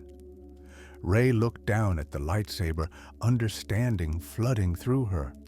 Luke Skywalker, the hero who fell. "Yes," Leia confirmed, pain crossing her features. This was his first blade, the one he lost during his duel with Darth Vader on Cloud City. It's been missing for decades. The Force led you to it for a reason. "What reason?" Rey asked, fear and hope warring in her voice. Leia's expression softened. "Because the galaxy needs a new kind of Jedi, one who knows the temptations of darkness but chooses light anyway, one who can face my brother and show him what he's become." Rey wanted to refuse. She was a scavenger, a survivor, not a hero or a Jedi. But looking at Leia's determined face, at Ahsoka's knowing smile, at the ancient weapon in her hands, Rey understood that some destinies couldn't be avoided. The Force had chosen her, and denying that choice would be denying herself. "Teach me," Rey said, igniting the blue blade. "Teach me to be what the galaxy needs." Ben Solo's redemption path. While Rey discovered her destiny on Jakku, another Force-sensitive child was walking a very different path. Ben Solo, son of Leia Organa and Han Solo, had grown up in the shadow of his family's legacy. His uncle was the Empire's Dark Lord. His mother led the Resistance. His grandfather had been both the greatest Jedi and the most feared Sith of his era. The weight of that bloodline pressed on Ben from the moment he could understand who he was. Unlike in the canonical timeline, where Luke's fall to darkness drove Ben toward the dark side, this Ben grew up seeing the consequences of that choice. He witnessed his mother's grief, felt through the Force the pain of families torn apart by his uncle's Inquisitors, understood viscerally that power without morality led only to suffering. These experiences gave Ben something the canonical Kylo Ren never had, a clear example of what not to become. Leia began training Ben in the Force from a young age, unwilling to let another Skywalker grow up ignorant of their power. She was careful, perhaps overly so, to emphasize compassion over strength, connection over domination. Every lesson in Force manipulation came with a lesson in ethics. Every combat technique was paired with instruction on when not to use it. Ben proved to be extraordinarily powerful, his potential perhaps exceeding even Luke's at the same age. The dark side whispered to him constantly, offering shortcuts and power trying to exploit the anger he felt at his uncle's choices. Sometimes, in his adolescence, Ben wondered if he might be better suited to darkness than light. He had his grandfather's temper, his mother's intensity, his father's capacity for violence when cornered. The turning point came when Ben was 16. Luke had tracked a resistance cell to Coruscant and deployed his inquisitors to eliminate it. Ben was with that cell, learning about the old Republic from survivors who remembered its final days. When the inquisitors attacked, Ben found himself face to face with his uncle for the first time since he was a child. Luke recognized his nephew immediately, sensing the family connection through the Force. For a long moment, they stood frozen, staring at each other across the wreckage of the battle. Ben saw what his mother had described but never quite believed. His uncle's eyes, yellow with dark side corruption, studying him with an expression that mixed calculation with something that might have been regret. "You have his eyes," Luke said softly, referring to Anakin, "and his power. Come with me, Ben. I can teach you to use it properly." The offer was tempting in ways Ben hadn't anticipated. Here was family, someone who understood the burden of Skywalker power better than anyone else alive. Here was a chance to learn from a master, rather than fumbling through lessons with his mother and Ahsoka. Here was someone who wouldn't treat him with the careful wariness that shadowed every interaction with the Resistance leadership. But Ben had also seen the Inquisitor's handiwork. He'd helped bury the victims of his uncle's purges, held the hands of dying Force sensitives who'd been hunted for the crime of existing. Whatever Luke offered, it came at a price Ben couldn't pay. "No," Ben said, his voice stronger than he felt. "I won't become what you are." The rejection seemed to surprise Luke. Perhaps he'd expected his nephew to be more like him, more susceptible to pragmatic arguments about ends justifying means. When Ben refused, something shifted in Luke's expression, a flash of the pain he usually kept buried beneath layers of dark side armor. "You'll regret this," Luke warned, but he didn't attack. Instead, he withdrew, calling off his inquisitors and leaving the resistance cell battered but alive. Through their family bond, Ben felt Luke's inner conflict, the war between the role he'd chosen and the person he'd been. That encounter became foundational to Ben's understanding of his own path. He'd faced the dark side in its most seductive form.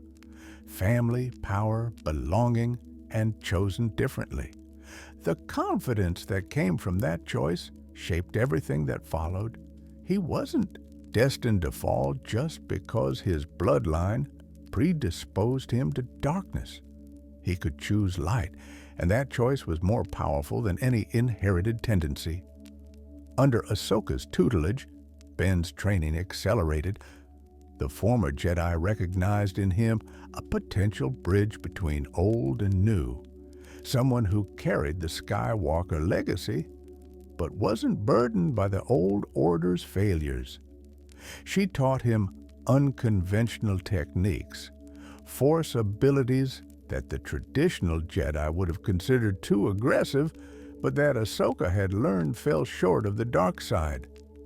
Ben developed a combat style that blended his mother's precision with his father's improvisational brilliance.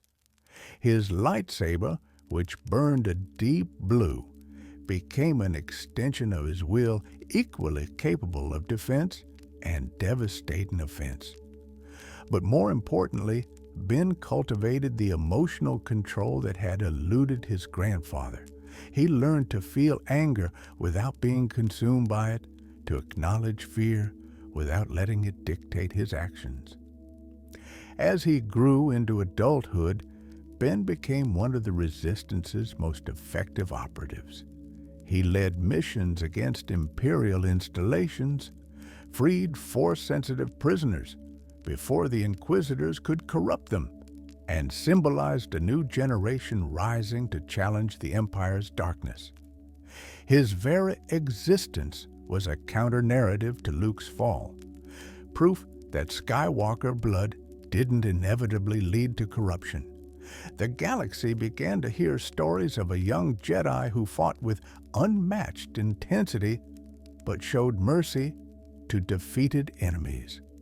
Ben Solo, the Resistance called him, refusing the theatrical titles that Luke's Inquisitors favored. He was simply Ben, a man trying to do right in a galaxy that often made that goal impossibly complicated. When Rey entered the picture, bringing with her Luke's lost lightsaber and a raw Force sensitivity that rivaled Ben's own, something clicked into place. Together, they represented balance. Rey, with no family legacy to burden her but immense untrained power, and Ben, carrying the weight of the Skywalker name but tempered by years of disciplined training. Leia recognized the potential immediately. These two young people, properly taught and supported, could be the key to confronting Luke. Not through superior power even together. They'd struggle to match a Dark Lord of the Sith with decades of experience, but through what they represented, a future that chose differently, a galaxy that refused to surrender to the darkness that had consumed their hero. The stage was set for a confrontation that would determine the fate of the Skywalker legacy and the galaxy itself. The battle for Exegol reimagined. The Emperor's hidden world of Exegol had remained a secret for decades, its location known only to Palpatine's most trusted servants. On this dark, storm-shrouded planet, the Emperor had built his ultimate insurance policy, a fleet of thousands of Star Destroyers, each equipped with planet-destroying weapons.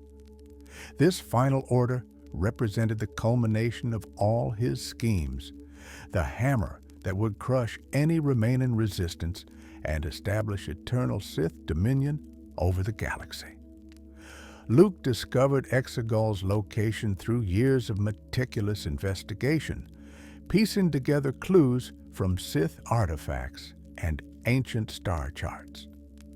When he finally stood before the Emperor's throne on that dark world, surrounded by the cult that maintained Palpatine's fleet, he felt something he hadn't experienced in decades: doubt. The Emperor had aged terribly in the years since Endor, his body sustained by dark side alchemy and technological life support. But his power remained formidable, his mind as sharp and manipulative as ever. Looking at this withered figure who had orchestrated so much suffering, Luke wondered if his long game waiting for Palpatine to die so he could reform the Empire had been a fool's dream. "You've served me well, young Skywalker," Palpatine rasped, his yellow eyes gleaming with malevolent satisfaction. "Together, we've brought order to the galaxy. The Jedi are scattered and weak. The Resistance clings to existence by a thread. Your sister's defiance is merely theatrical at this point. We have won." Luke said nothing, his mind racing through decades of choices that had led to this moment. How many people had he killed in Palpatine's service? How many Force-sensitive children had he corrupted into Inquisitors? How many worlds had suffered because he convinced himself that temporary evil could serve ultimate good? "And now," the Emperor continued, gesturing to the assembled fleet visible through the chamber's massive windows, "we enter the final phase. The final order will launch, and every system in the galaxy will submit or burn. There will be no more resistance, no more hope, only the eternal rule of the Sith." something in Luke snapped. Perhaps it was the Emperor's casual dismissal of billions of lives. Perhaps it was the realization that Palpatine would never die, that dark side alchemy would sustain him indefinitely. Or perhaps it was simply that after decades of darkness, Luke finally acknowledged what his sister had been trying to tell him. He'd become the monster he'd sworn to destroy. "No," Luke said quietly. Palpatine's eyes narrowed. "What did you say?" "I said no." Luke's voice strengthened as he spoke, decades of suppressed truth flooding out. "I won't be part of this anymore. I've told myself I was working toward peace, but all I've done is perpetuate suffering. My sister was right. My father was right. The only way to defeat the dark side is to refuse to use it, regardless of the cost." The Emperor's expression shifted from surprise to fury. "You dare defy me? After everything I've given you, I made you powerful, boy. I taught you secrets the Jedi never dreamed of. You are my greatest creation." "I'm your greatest mistake," Luke corrected, his hand moving toward his lightsaber, "because I'm proof that even someone completely fallen can choose differently." The battle that erupted between Luke and Palpatine shook Exegol to its foundations. Lightning met lightsaber strikes. Force pushes collided with dark side barriers. Luke drew on every technique he'd learned in his years as Dark Lord, but something fundamental had changed. He was no longer fighting to win, but fighting to atone, and that shift altered his connection to the Force in ways he'd forgotten were possible. The light started to return, painful and burning away the corruption that had sustained him. His eyes, yellow for so long, began to clear. The darkness that had wrapped around him like armor started to crack, and beneath it, Luke Skywalker, the real Luke, not the Dark Lord he'd pretended to be, started to emerge. At the height of the battle, when Palpatine had Luke on the defensive and victory seemed certain, the Emperor made a mistake. He reached out through the Force to taunt Luke by showing him Leia, Rey, and Ben leading a desperate assault on Exegol's defenses. He wanted Luke to see his sister and her allies dying, to understand that his moment of defiance had come too late to save anyone. But Luke saw something different. He saw Leia, still fighting after decades of loss. He saw Rey, wielding his old lightsaber with determination. He saw Ben Solo, the nephew he'd almost corrupted, standing strong in the light. And he understood that while he'd failed, others had succeeded in holding the darkness at bay. Through the Force, Luke reached out to his sister for the first time in 25 years without darkness clouding their bond. "I'm sorry," he sent, putting every ounce of his regret and pain into the message. "I'm so sorry for what I've done, but I can still make it right. I can still end this." Leia felt her brother's presence, truly felt it for the first time since Endor, and understood what he planned. "Luke, no, we can do this together. You don't have to—" "Yes, I do," Luke interrupted gently. "This is my atonement. This is how I choose the light." Luke turned from his duel with Palpatine and ran toward the control center for the final order. The Emperor sent Force lightning after him, but Luke absorbed it, using the dark side one last time to protect himself. He reached the controls and, with a gesture, began the fleet's self-destruct sequence. Palpatine screamed in rage, abandoning his attack on Luke to try to stop the sequence. But Luke had spent decades learning the Emperor's systems, understanding his contingencies. He knew exactly how to lock the command irreversibly, ensuring that the final order would destroy itself rather than launch its attack on the galaxy. "You fool!" Palpatine shrieked. "Do you understand what you've done? Without the final order, the Empire is vulnerable. The Resistance will tear it apart. Everything we built will crumble." "I know," Luke said, and there was peace in his voice. "That's what I'm counting on." The Emperor unleashed one final assault, centuries of accumulated dark side power focused into a killing strike. Luke made no attempt to defend himself. He'd earned this death, and he accepted it. As the dark side energy tore through him, he reached out one last time to Leia. "The Jedi continue," he managed, his Force presence flickering like a candle in a storm. "Through you, through Ben, through Rey. Don't let my fall be the end of our family's legacy. Make it a lesson. Make it mean something." Luke Skywalker died on Exegol as the final order exploded around him, taking Palpatine's ultimate weapon and the Emperor himself in the conflagration. His last moments were filled not with darkness, but with something he'd almost forgotten: hope.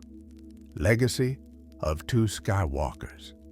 In the aftermath of Exegol, the galaxy faced a power vacuum unlike anything seen since the fall of the Old Republic. The Emperor was dead, destroyed by Luke's final betrayal. The Final Order was destroyed before it could launch, and the Imperial hierarchy, built around the assumption of Palpatine's eternal rule, fractured into competing factions. Leia led the Resistance in a carefully orchestrated campaign to fill that vacuum with something better.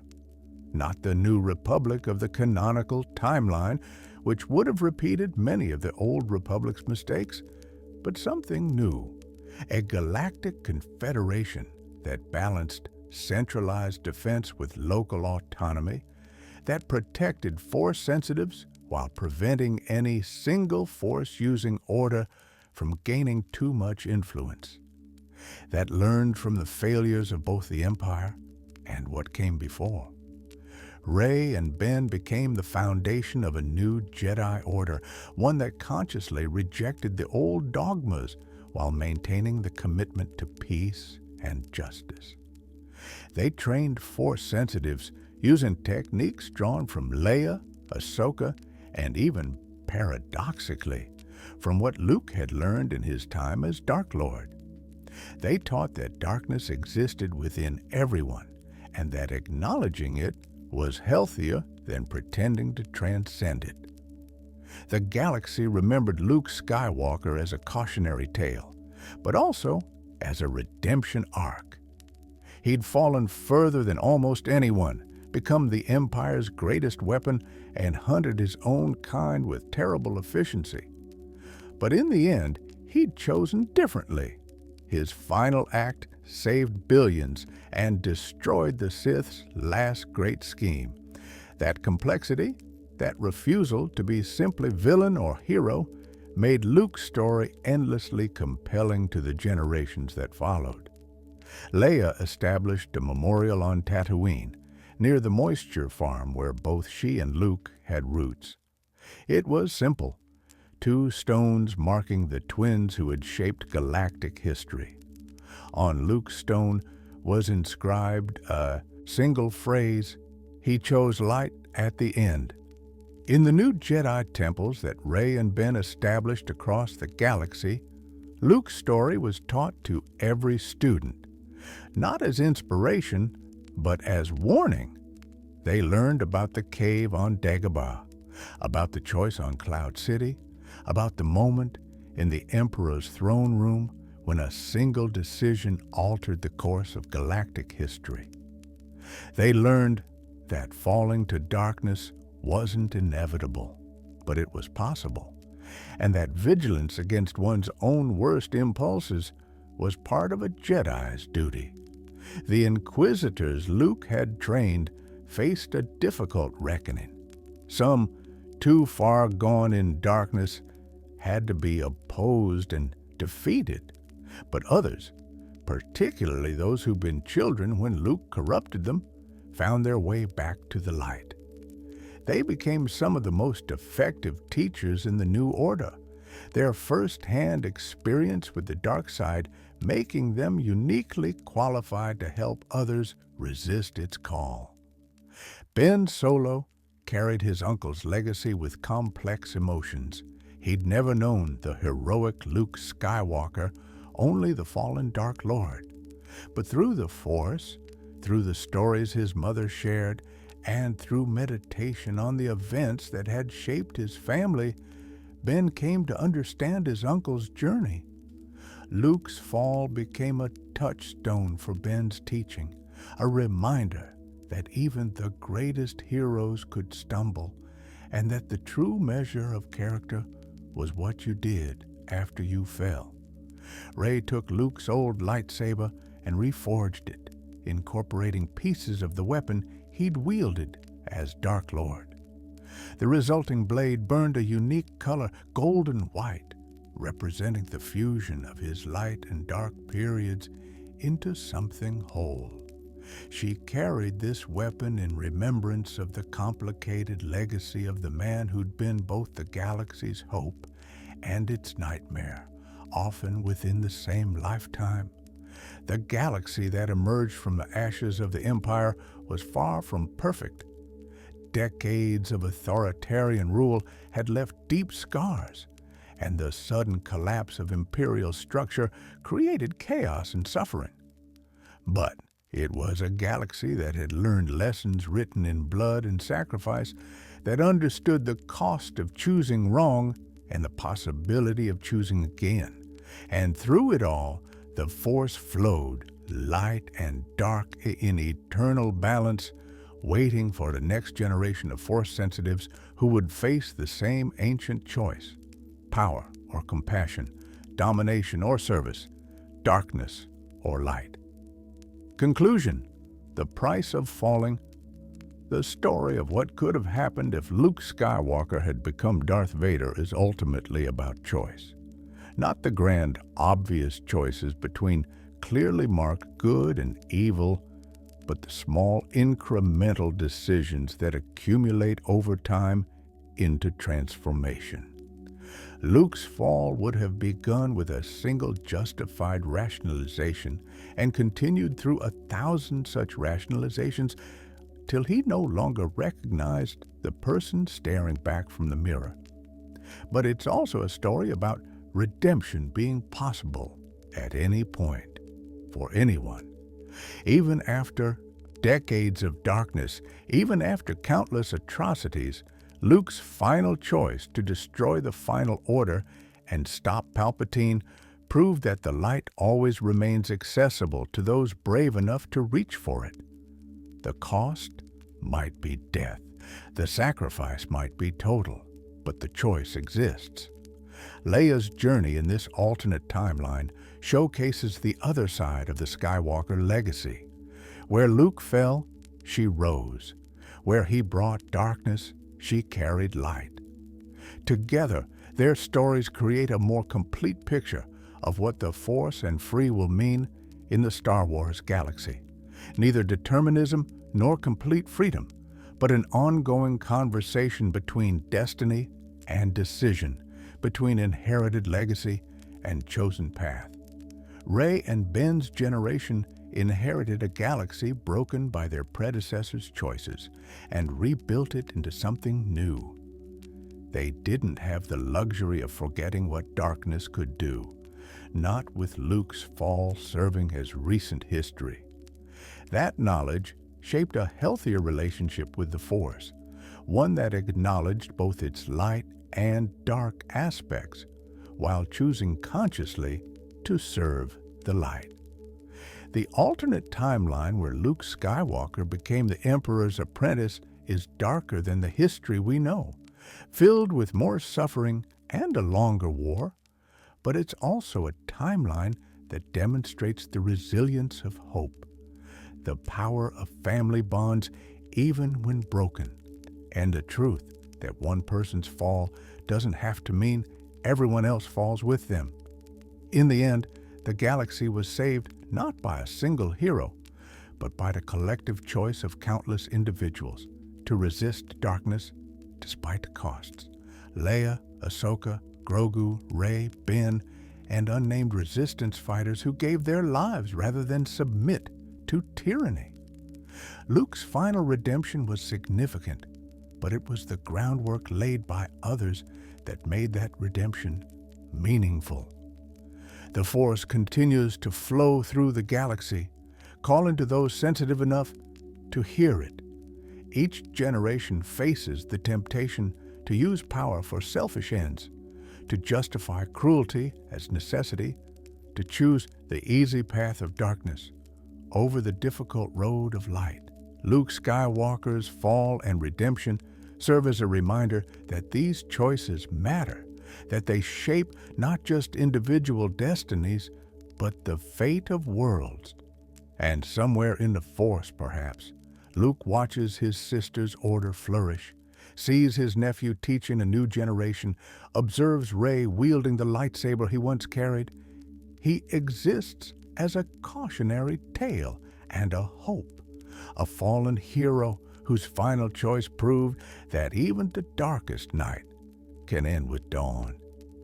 If you enjoyed this deep dive into an alternate Star Wars timeline, exploring what might have happened if Luke Skywalker had fallen to the dark side, please consider liking this video and subscribing to the channel. Leave a comment sharing your thoughts on this scenario, and let me know what other alternate Star Wars timelines you'd like to explore. The Force is with you always, and may your dreams be filled with stories of heroes, villains, and the choices that define them both. Until next time, may you walk in the light.